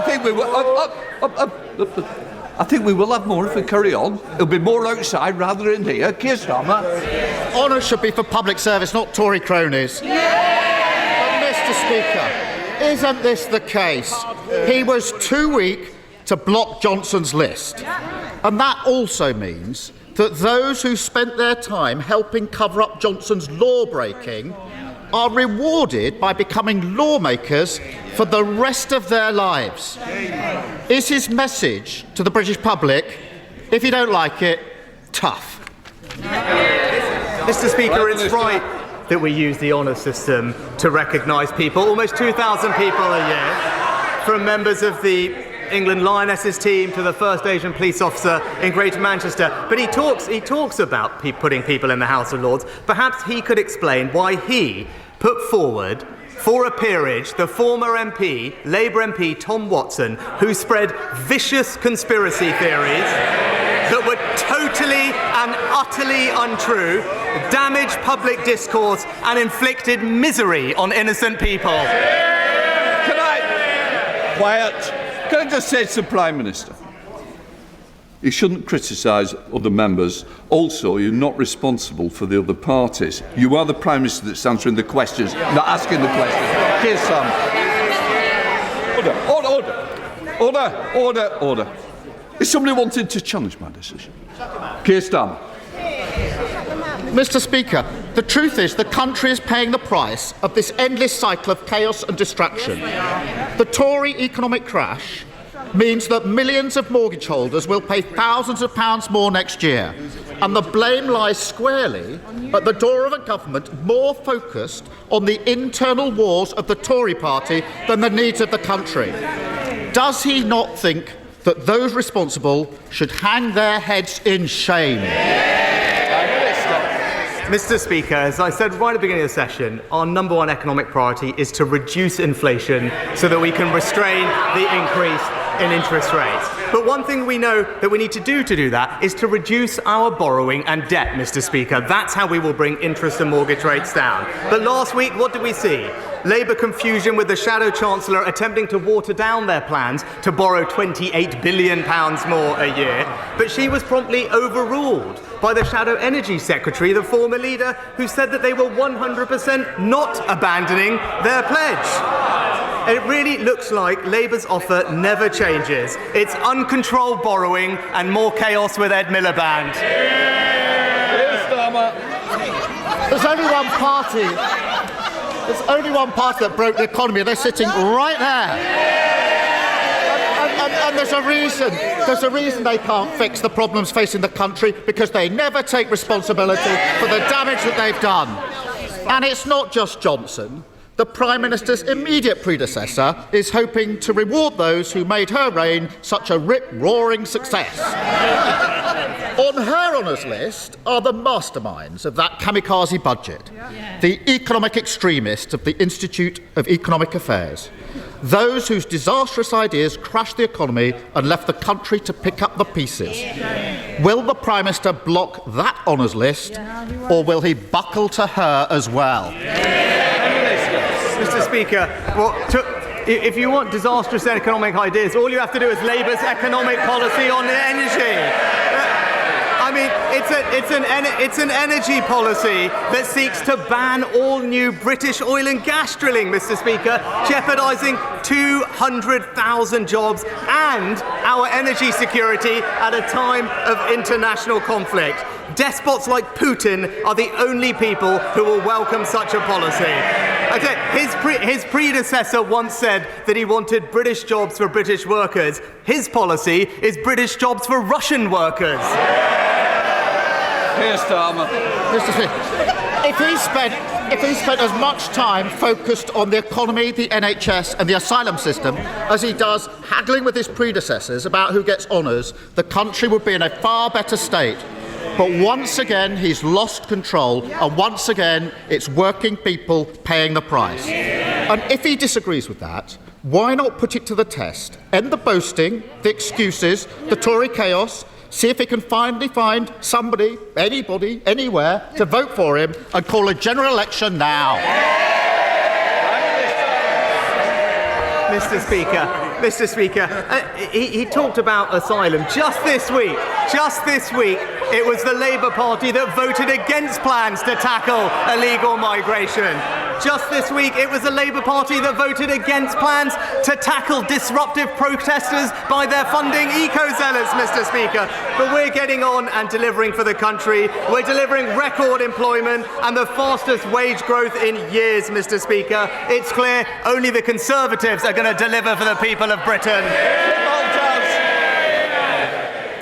Mr. Speaker, crime is down significantly and falling. Police officer numbers are at an all-time high. But the police funding formula remains elderly and out of date and penalises counties like my own of Hampshire to the tune of many millions of pounds. Previous administrations have made the commitment that a new police funding formula would be in place by the general election. Can I invite the Prime Minister to make the same commitment, please? Prime Minister. Well, Mr. Speaker, recognise that the current police funding formula no longer accurately reflects demands on policing, and that is why the review is carefully considering local factors for each police force. Our priority is to deliver a robust, future-proof funding formula, but it is important that we take the time to get that right, and I know that the Home Office will continue to keep the House updated on our progress. We now come to the Leader of the SNP, Stephen Flynn. Thank you, Mr. Speaker. I would just like to echo the sentiments of the Prime Minister and indeed the Leader of the Opposition in relation to the terrible incident in Nottingham, and indeed our thoughts are with all of those still reeling from the tragedy at Grenfell all these years later. Mr. Speaker, during his ill-fated leadership bid late last summer, the Prime Minister warned of the perils of mortgage rate rises. Indeed, he stated, and I quote, "It's going to tip millions of people into misery, and it's going to mean we have absolutely no chance of winning the next election." Given that mortgage rates continue to rise, does he still agree with his own electoral analysis? Mr. Speaker, which is absolutely why our economic policy sets as our number one priority to reduce inflation and thereby bring interest rates, which, by the way, Mr. Speaker, have also risen in pretty much every developed economy around the world, more so in places like America and New Zealand, similar in other countries as well, like Australia. But it is important, in order to reduce inflation, that you do need to have control over borrowing, Mr. Speaker, which is why we, unlike the party opposite, are disciplined with regard to the public finances. But these are the issues that we should be focused on. I saw that the SNP yesterday, Mr. Speaker, had a meeting to discuss their future, but the only thing they managed to decide was that they should send Nicola Sturgeon some flowers. So can he tell us, did he sign the card? Stephen Flynn. Mr. Speaker, respectfully, I think the Prime Minister needs to grow up. There is an elephant in this here chamber when it comes to the dire economic circumstances facing the UK, and that's Brexit. The Tory benches, they don't want to accept it, and the Labour Party, they don't want to talk about it. But whether it's food prices, energy prices, or indeed mortgage prices, households in Scotland are being shafted by Brexit. So can I ask the Prime Minister, will he apologise for the cycle of misery that Westminster has caused? Prime Minister. Mr. Speaker, while his party leader calls Nicola Sturgeon the most impressive politician in Europe, we are getting on delivering for the people of Scotland, Mr. Speaker, paying half of their energy bills, making sure that pensions rise, making sure that there's direct support for those who need it with the cost of living, and crucially, ensuring that we secure over 200,000 jobs by supporting Scotland's North Sea oil and gas industry, something opposed by his party.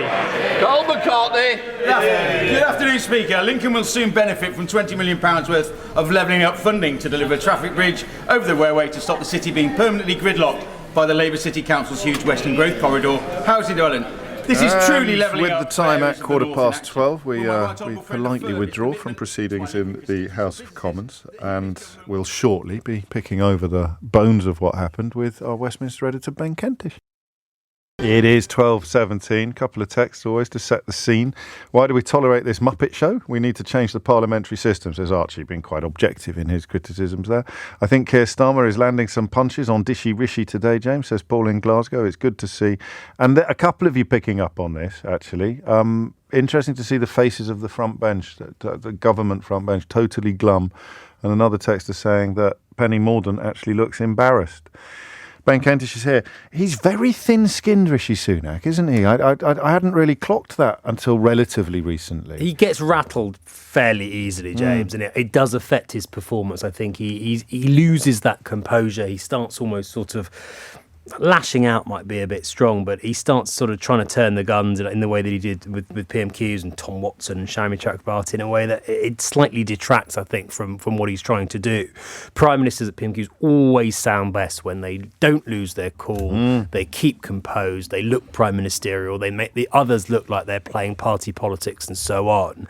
And it was difficult for Rishi. It was always going to be difficult for Rishi Sunak today. Keir Starmer you got it dead right, we should acknowledge, didn't you? You said they would manage to knit together either the economy and the honours system. Why are you bothering with all this and caught up with all this?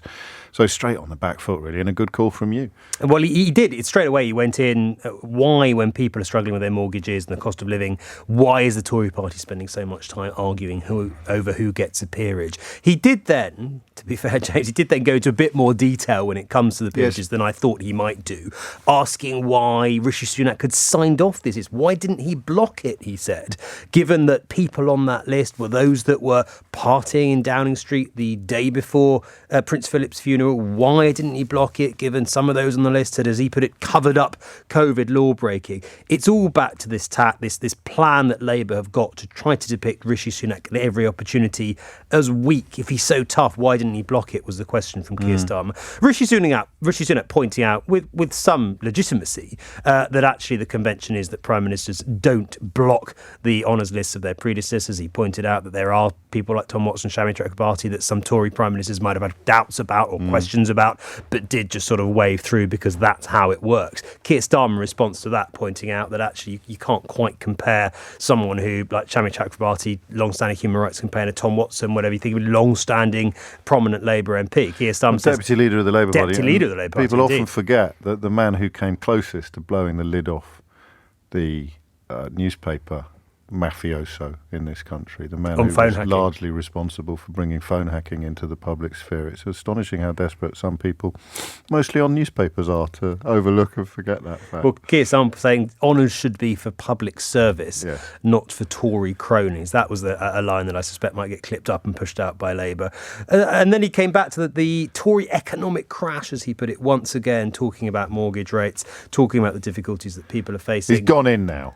For first time, really. Economy. Even bringing the Institute of Economic Affairs into proceedings. I don't think he's done that. A ludicrously named outfit that pops up in just about every studio in the country more often than you do, Ben Kentish. But that's the election right there, really, isn't it?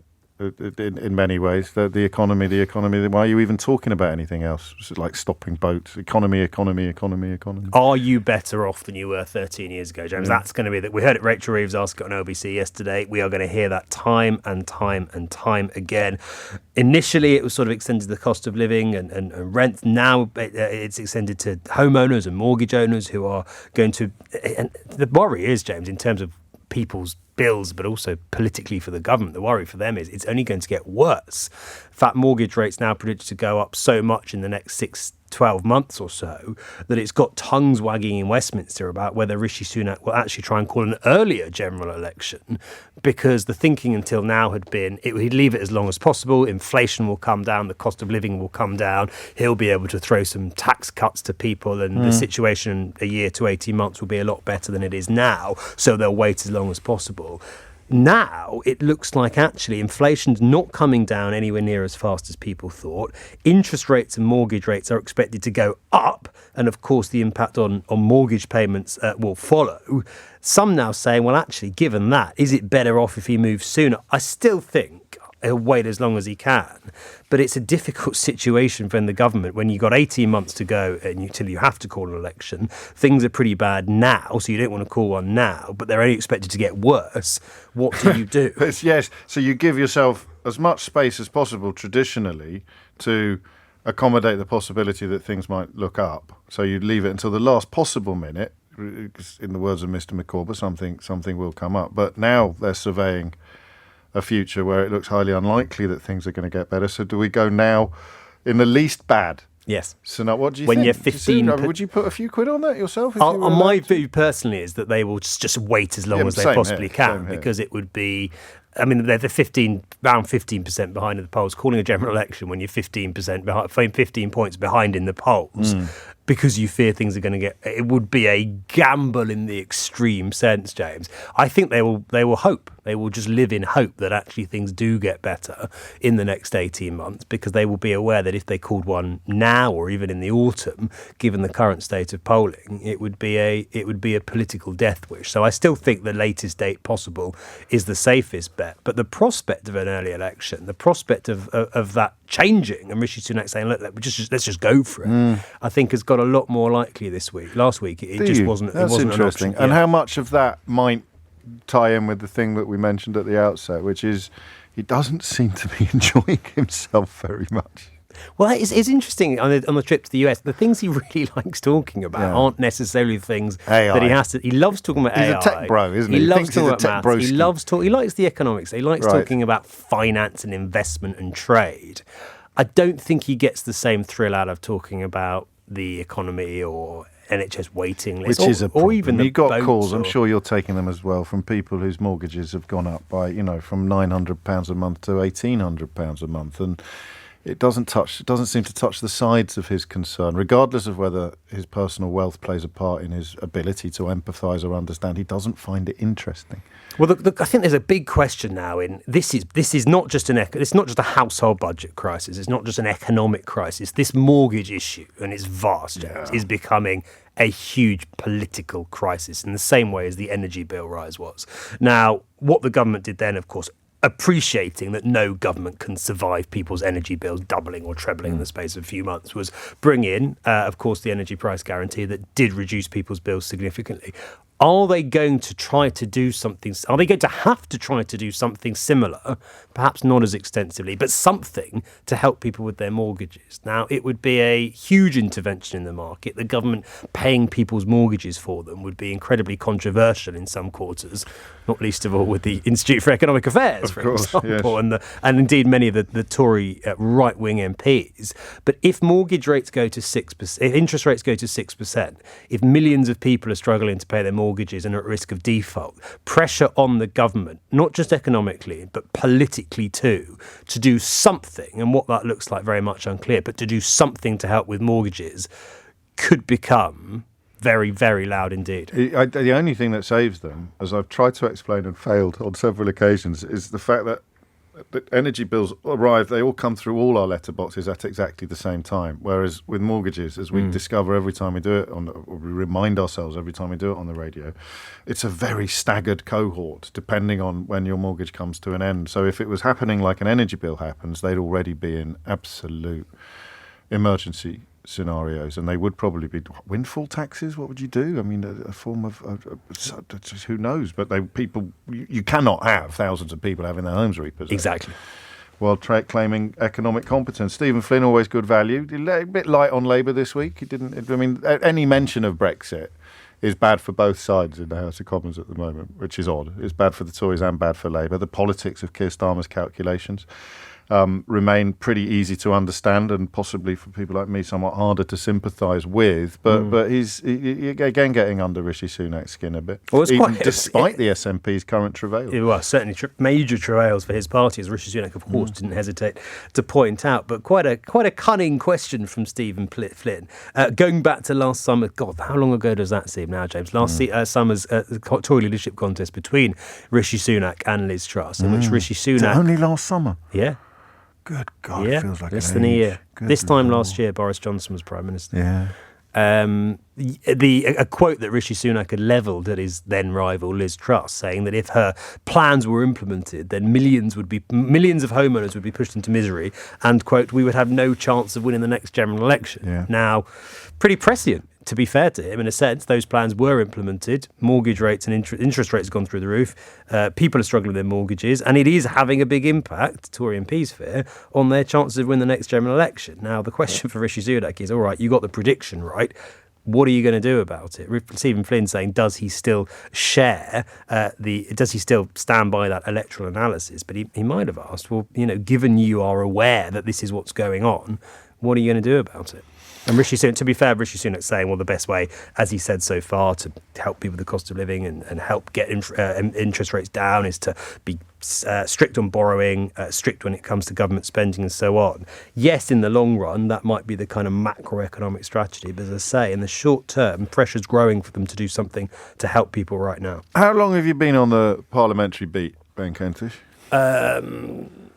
6, 7 years. So presumably you have broken bread on many occasions with Charlotte Owens. No. What? But No. she's been put in the House of Never Lords met her. for being such a sharp political operator. Funny enough, James, I've never met her. Well, I'm hearing that from an awful lot of people who I consider to be fairly well immersed in matters political. Tortoise looking today on what on earth this former aide to Boris Johnson has done to merit becoming the youngest life peer in history. Is that a story worth keeping an eye on, or do you think I think will... it is, because there's certainly a lot of question. It certainly surprised a lot of people, put it that way. There is a series of aides and advisors that are long-standing Boris Johnson loyalists, very, very close to the Prime Minister, who are quite well known, who, I might have bumped into at various events in Westminster. She's, I've got to say, not one of them, not particularly well known, not someone that if you asked people to name top 5 Boris Johnson closest advisors, you would necessarily leap to. So questions about that, and of course the questions about the qualifications that both her and another close advisor, both around 30 years in age, have when it comes to being given a lifelong place in our legislature. And again, James, this isn't partly political, a lot of Tory MPs very unhappy about the optics of that too. What is the party now? What I mean, around whom could a significant proportion of the Parliamentary Conservative Party coalesce? Is Sunak still the best bet in terms of not being Johnson and being still perceived as a safe-ish pair of hands? Yes, I think there's still a lot of support, and in some senses, the what Boris Johnson has done in the last few days has hardened that. It's really pushed some people who are perhaps a little bit wavering behind Rishi Sunak. They don't like what Johnson's doing. They do like the way that Sunak responded on when was it, Monday. They did like him standing up. He's shown a bit of backbone. That's exactly what he needs to do, as one Tory MP put it to me in relation to Boris Johnson. Where I think they're more worried about Sunak, it's not so much about all of this. It's about vision. They're starting to get a bit frustrated that his 5 missions are all about problem solving. They want tax cuts. They want a bigger picture. They want a sense of what is his pitch to the electorate going to be going to what's the Conservative pitch for 5 more years? Because they think it can't just be, look, we'll solve a few of these problems. They want a much more they're not solving the comprehensive relatively vision. small culture war problems they said they would solve. I mean, the small boat crossings over the last couple of days have been off the charts, and that was a lap of honour a fortnight ago. For that's not coming. Inflation's not coming down. So even on those 5 metrics, Rishi Sunak's got his job. He's got his work cut out. But those, even if he achieved those, it wouldn't be enough for a lot of his colleagues who say, look, we can't just... One former cabinet minister said to me, James, of the week, he said, we can't just go into the next election saying we'll make things a bit less bad. We need to have a sort of vision for where we're going in the longer term. That's what they want to see from Rishi Sunak. He's got time. Number 10 say, look, that will come in time, but there is growing pressure for that to come sooner rather than later, and to have at its very heart what those MPs see as core Conservative things, namely pretty hefty tax cuts. Or tax relief on mortgages, Mike in Cheshire suggests. That might kill 2 birds with one stone, some form of tax relief on mortgage interest. I think that used to be called MIRAS, M-I-R-A-S. The problem with we've got to go, mate. I've got to do the news. Keith, go on then. Go on, one line. The problem for the mortgage is double-fold, James, because it also means the government has less money to spend. Yes. So it's actually hard for them to spend too much on helping people with their mortgages. Ben Kentish, many thanks indeed. The time is 32 minutes after 12, and Amelia Cox has your headlines. 12:36 is the time. You are listening to James O'Brien on LBC. I'm enjoying these catch-ups. It's only the second one, but I could get used to this level of contribution to the programme. John Sopel, of course, co-presenter of the Newsagents podcast, and at the moment the Newsagents USA in Miami, keeping a close eye on proceedings as Donald Trump embarks upon yet another court case, although, as we established yesterday, this one potentially rather more serious than any of the cases he's faced previously. John, how's it all going? Well, first of all, happy birthday, Donald Trump, 77 today, although not sure quite how much there is to celebrate given everything that unfolded yesterday. Look, he pleaded not guilty.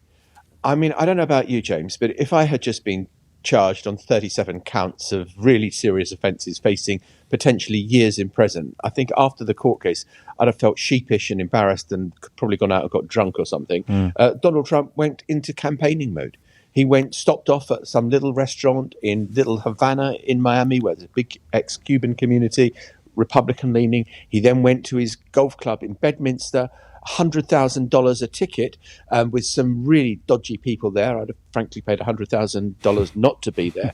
And he made the most extraordinary claim that the reason, well, he sort of admits that he did have the documents, and the reason he didn't give them back was he just hasn't had time in the past 2.5 years. And I would think if you were the prosecutor in court case, you might just say to Mr. Trump, so how many rounds of golf have you managed to fit in that 2.5 years when you weren't able to look through whether you'd taken away top secret documents. Looking at the attempts to rewrite the Presidential Records Act as well, there's not even, I don't know how many times we've said this about Donald Trump, there's not even a vague relationship with reality in much of what he said, but he says it, as always, with supreme confidence that it will find an audience. I think that, and he does find an audience, and I think he's hoping in the court of public opinion that he carries on winning, and he's going to carry on saying it's persecution, it's unjustified, this is the worst day in American history for coming after a distinguished ex-president like me. And he hopes that some of that will stick, and that maybe, just maybe, it will settle in the minds of one of the jurors that will hear his case, give reasonable doubt, and if 11 people vote to say he's guilty, and one says, I've got reasonable doubt, Donald Trump walks free. And so I think that his legal strategy is limited because, if you read the indictment, it just seems so open and shut. Yeah. There were documents taken, they were hidden away, they obstructed the FBI, they lied about what they had, and eventually they get it all back. The legal case is pretty watertight at the moment from what you can read in the indictment. So public opinion is a smart strategy on his part. And you lie and you brazen it out and you say whatever you think your public will buy. And it takes the courage of other Republicans to start to come out and say, you know what, this is baloney, this is BS. Interesting. I was talking with Ben Kentish earlier about Conservatives who have now had enough of Boris Johnson, often seen as playing some similar music to Donald Trump in the court of public opinion, and Tories previously loyal are turning their backs. I sense it's not happening as much in the Republican Party. Yeah, it's interesting. I mean, I heard a commentator this morning saying there are cracks in the wall appearing. I've just heard that for the past 6 years in America. The people saying, well, look, Mike Pence, who was the vice president, who is running to be the Republican nominee, so wants to beat Donald Trump, has said it is indefensible what Donald Trump is alleged to have done. And Nikki Haley, who was the UN ambassador for the United States when Donald Trump was president, so appointed by Donald Trump, has said it was reckless in the extreme for him to be holding national security documents in such a way at Mar-a-Lago. So there are people who are starting to come out, but will it form a critical mass of the Republican Party saying enough is enough? It is my firm belief, James, that the overwhelming majority of Republicans in Congress would like Donald Trump to go away. Right. They just don't want to be the ones to say it out loud in case they suddenly become in Donald Trump's crosshairs. It's head above the parapet territory. Head above the parapet.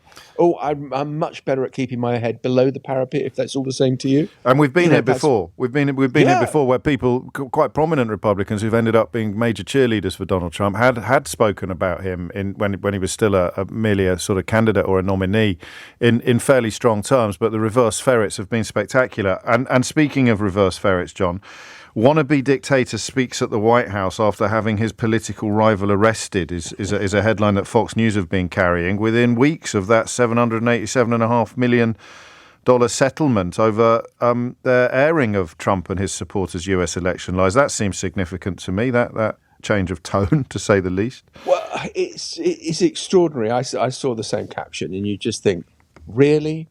I mean, it's so Alice in Wonderland where everything is upside down and nothing is what you think it is. Look, Fox News is kind of, it suddenly says, right, we're selling shares in Trump, we're buying into Ron DeSantis, Trump is finished, and then they see Trump going up in the polls and think, ooh, maybe we just need to have a few quid on Donald Trump just in case. And so are still running these very incendiary headlines. And also they're terrified at Fox News. They're going to lose audience to TV channels that are even more on the right than Fox News. And those channels exist, Newsmax and One American News Network. They are out there further to the right, and they will give you full MAGA. I saw all these people wearing ultra MAGA hats yesterday, not just MAGA, ultra MAGA. And, and there is an audience on the far right for these people. And if Fox doesn't provide it, then what is Fox for? And so Fox have got a really difficult balancing act to do. Not that I feel huge amounts of sympathy. No, of course. Someone should make a television drama about a massive right-wing television empire seeking to influence presidential elections. That'll get bums on seats. Final question, and a bit of an odd one, but it occurs to me listening to everything you've said in this exchange.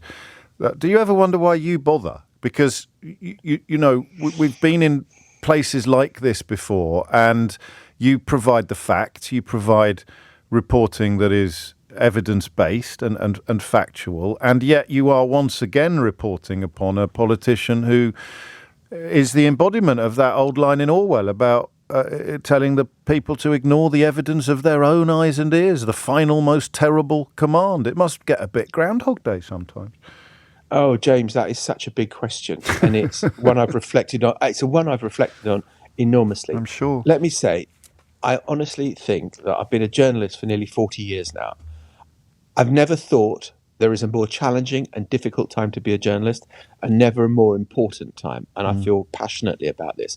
Look, I don't care whether you want to go and vote Conservative or Labour, for Brexit or Remain, Trump or whoever. But I want you to have good information on which you base your judgment.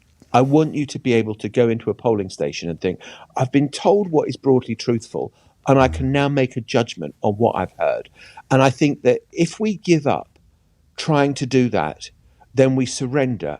And what flows from it is really bad and really dangerous, because then the populists take over and you start losing some of the norms of liberal democracy.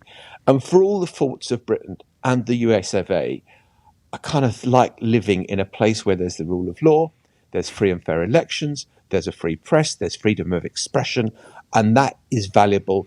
And if I'm a journalist on the front line with a little pitchfork fighting for that, I think it's worth it. I think so too, and we're very lucky to have you. John Sopel, of course, presenter of the Newsagents and the Newsagents USA, live from Miami on the unfolding latest legal battles of Donald Trump, but also, I think, rather poetically at the end there, but the bigger picture as well, and the reasons why what he does and what Emily and Lewis do on that podcast every day is so important. It is 12:45. It is 12:48, and you are listening to James O'Brien on LBC. Do you know, if it wasn't the 6th anniversary of the Grenfell Tower tragedy today, I would have been thinking about it anyway. Partly because I do most days, and secondly because I was looking at the coverage of the COVID inquiry this morning in some newspapers, the really bigoted, bent coverage of the COVID inquiry, already casting aspersions on their findings because they don't like them in some of the right-wing newspapers, and it just made me wonder how Hillsborough, Grenfell, and now COVID, how they will come to be looked upon in the years to come by historians of the future. But it is to the Grenfell Tower tragedy exclusively that we turn our attention now. Natasha Elcock is a chair of the bereaved and survivors group Grenfell United, herself a survivor of the tragedy that night. Her uncle Steve.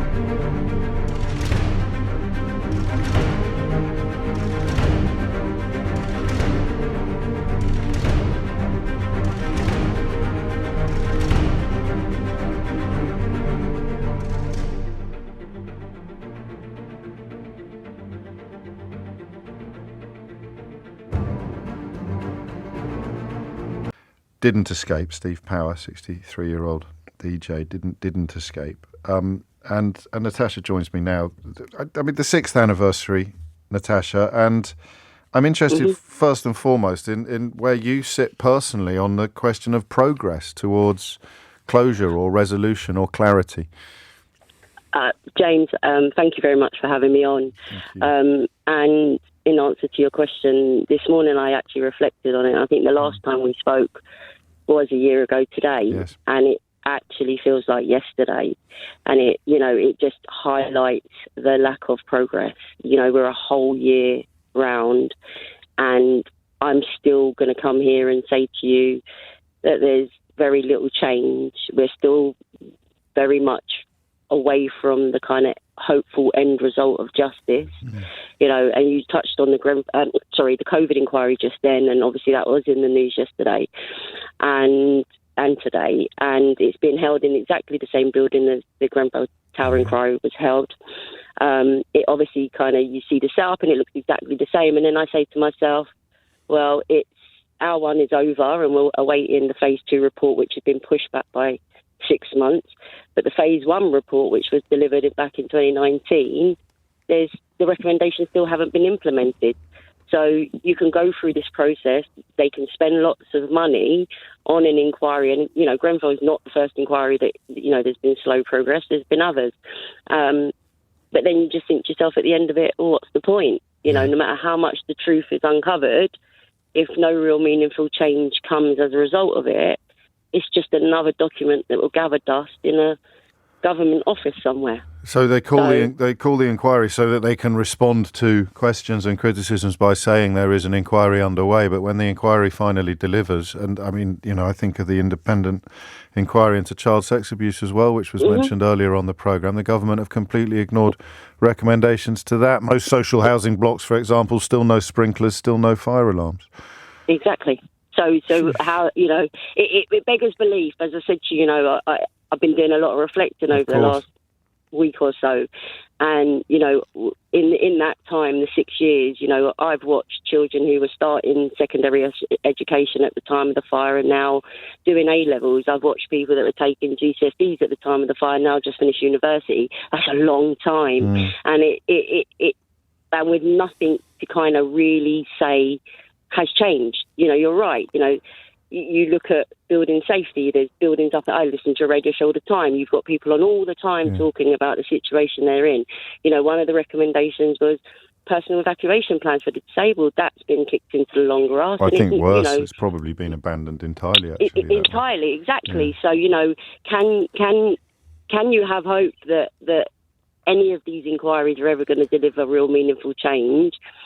And what can you do in the meantime? I mean, I'm tempted to ask you, in fact, I will ask you, because you mentioned where you are in life now, and of course it's a life that will be forever shaped by the experiences of that night, the loss of all of those who've died, but your Uncle Steve most particularly. How much of your life is taken up still by the campaigning, or just the thinking, just the feeling, the remembering?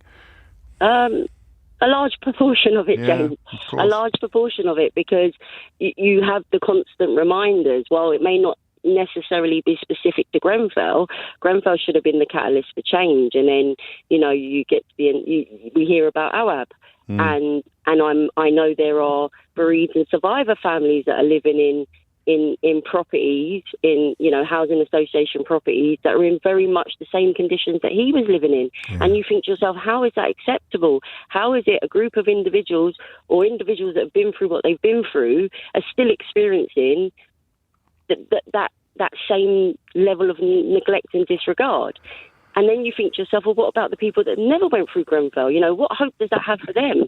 It's an absolute broken system. Housing associations and local councils should have, Grenfell, without anyone giving them a recommendation, without anyone telling them what they needed to do, the moral right thing was to ensure that they delivered for the people that live in their properties. And yet 6 years on, that we've got people, bereaved and survivors, living in inadequate properties. I'm not sure my answer to you is make sense, James, because it doesn't make sense to me. And it's delaying the healing. How are people supposed to be healing and moving on from something. Apologies, the wind just started to blow. How are people moving on from, what's happened, or at least trying to make sense of it when they're back fighting the same system they were fighting before the fire? It's incredible and horrible. What's the point of engagement? Because where, if you see what I mean, where would you be able to apply pressure in pursuit of some of the goals that you've just described? Because it becomes, you've got the inquiry underway, you've got phase 2 delayed, but still being prepared. Governments change, politicians change. Where do you and your fellow campaigners exert pressure in pursuit of what you've just called for? I think we just don't give up, James. Yeah. While we're still here, while we're still there knocking the door saying, guess what, you can't forget about us, we become that nuisance that makes them have to listen. I think back to the early days when Theresa May said, no stone unturned, all of that. We heard that, and I'm 6 years on saying to you, I've been through a number of Secretary of State. I couldn't tell you the amount of MPs I've met. Right. And there has been no real substantial change. So you just have to kind of keep going. And as I said, we're driven because we don't want the lives that we lost that night. I mean, today is 72 months since we lost 72 people. That's a month for every person. I saw those numbers. That's very stark. Yeah, and, for us, could be completely driven by that. For me, I'm a mother, but we lost 18 children that night. Their lives were cut short. They didn't get to experience what some of us have experienced. And it's just important that we never give up. And my message to government, my message is we won't give up. But we've been failed on this journey. There is no question about that. We've been failed. There was earlier on in the year, I know you spoke about it, but there was the firefighter study. Yeah. What the firefighter study unearthed was what we were calling for, asking the NHS to deliver back in 2018. We had those concerns. We've seen what's happening out in America with 9/11. Yes, the building didn't fall down, but no one can ever tell us. We know how people died. That's all been uncovered. And then the health service also fails you and doesn't do proper monitoring. It's just a multitude, and it's layered with absolute failure before, during, and after, and it continues. But we're driven, and as I said to you, we're not going to go anywhere, and that is my parting shot. We are not going anywhere. We will continue to fight until there is no more fighting us. I completely understand why. I'm going to ask you one more question, if I may, Natasha. And I know it's a tricky one, and I know that there is a lot of disagreement among people who are otherwise very much fighting the same fight, the fight that you've just described. Is there any progress on what's going to happen to the site of the tower? What's going to happen to the... So and James, I'm going to kind of highlight this. So very early on, I was actually in a meeting not a meeting, I was at some sort of thing at the town hall. I'm talking late 2017, when a councillor turned around and said, it'd be a shame not to build more housing. Now I get the housing situation. Sure. At that time, we fought tooth and nail to get that site protected, and it has been since. There's a signed document that the site is protected. And we subsequently also insisted that the Memorial Commission would be set up, and we worked with different agencies to make that happen. They're in the process of doing what they're doing, canvassing, getting the ideas around what that site should be. And that's what will happen. And when those decisions are made, and when it's at the right time for the bereaved and survivors and the local community, then the decision will be made. Right. But what won't happen, and which we found a couple of years ago now, when Robert Jenrick said that building was coming down, and then obviously it was become that it has to be done with the people that it impacted. It can't be a government decision, and we will continue to ensure that doesn't happen. But whatever will be, the thing with it is, James, is as you know, if you live in London or you're driving into London, as soon as you hit certain points, that tower's there. But what it is a stark reminder. Steve McQueen exhibition recently uncovered what happens when you get it wrong, and shows the devastation of that.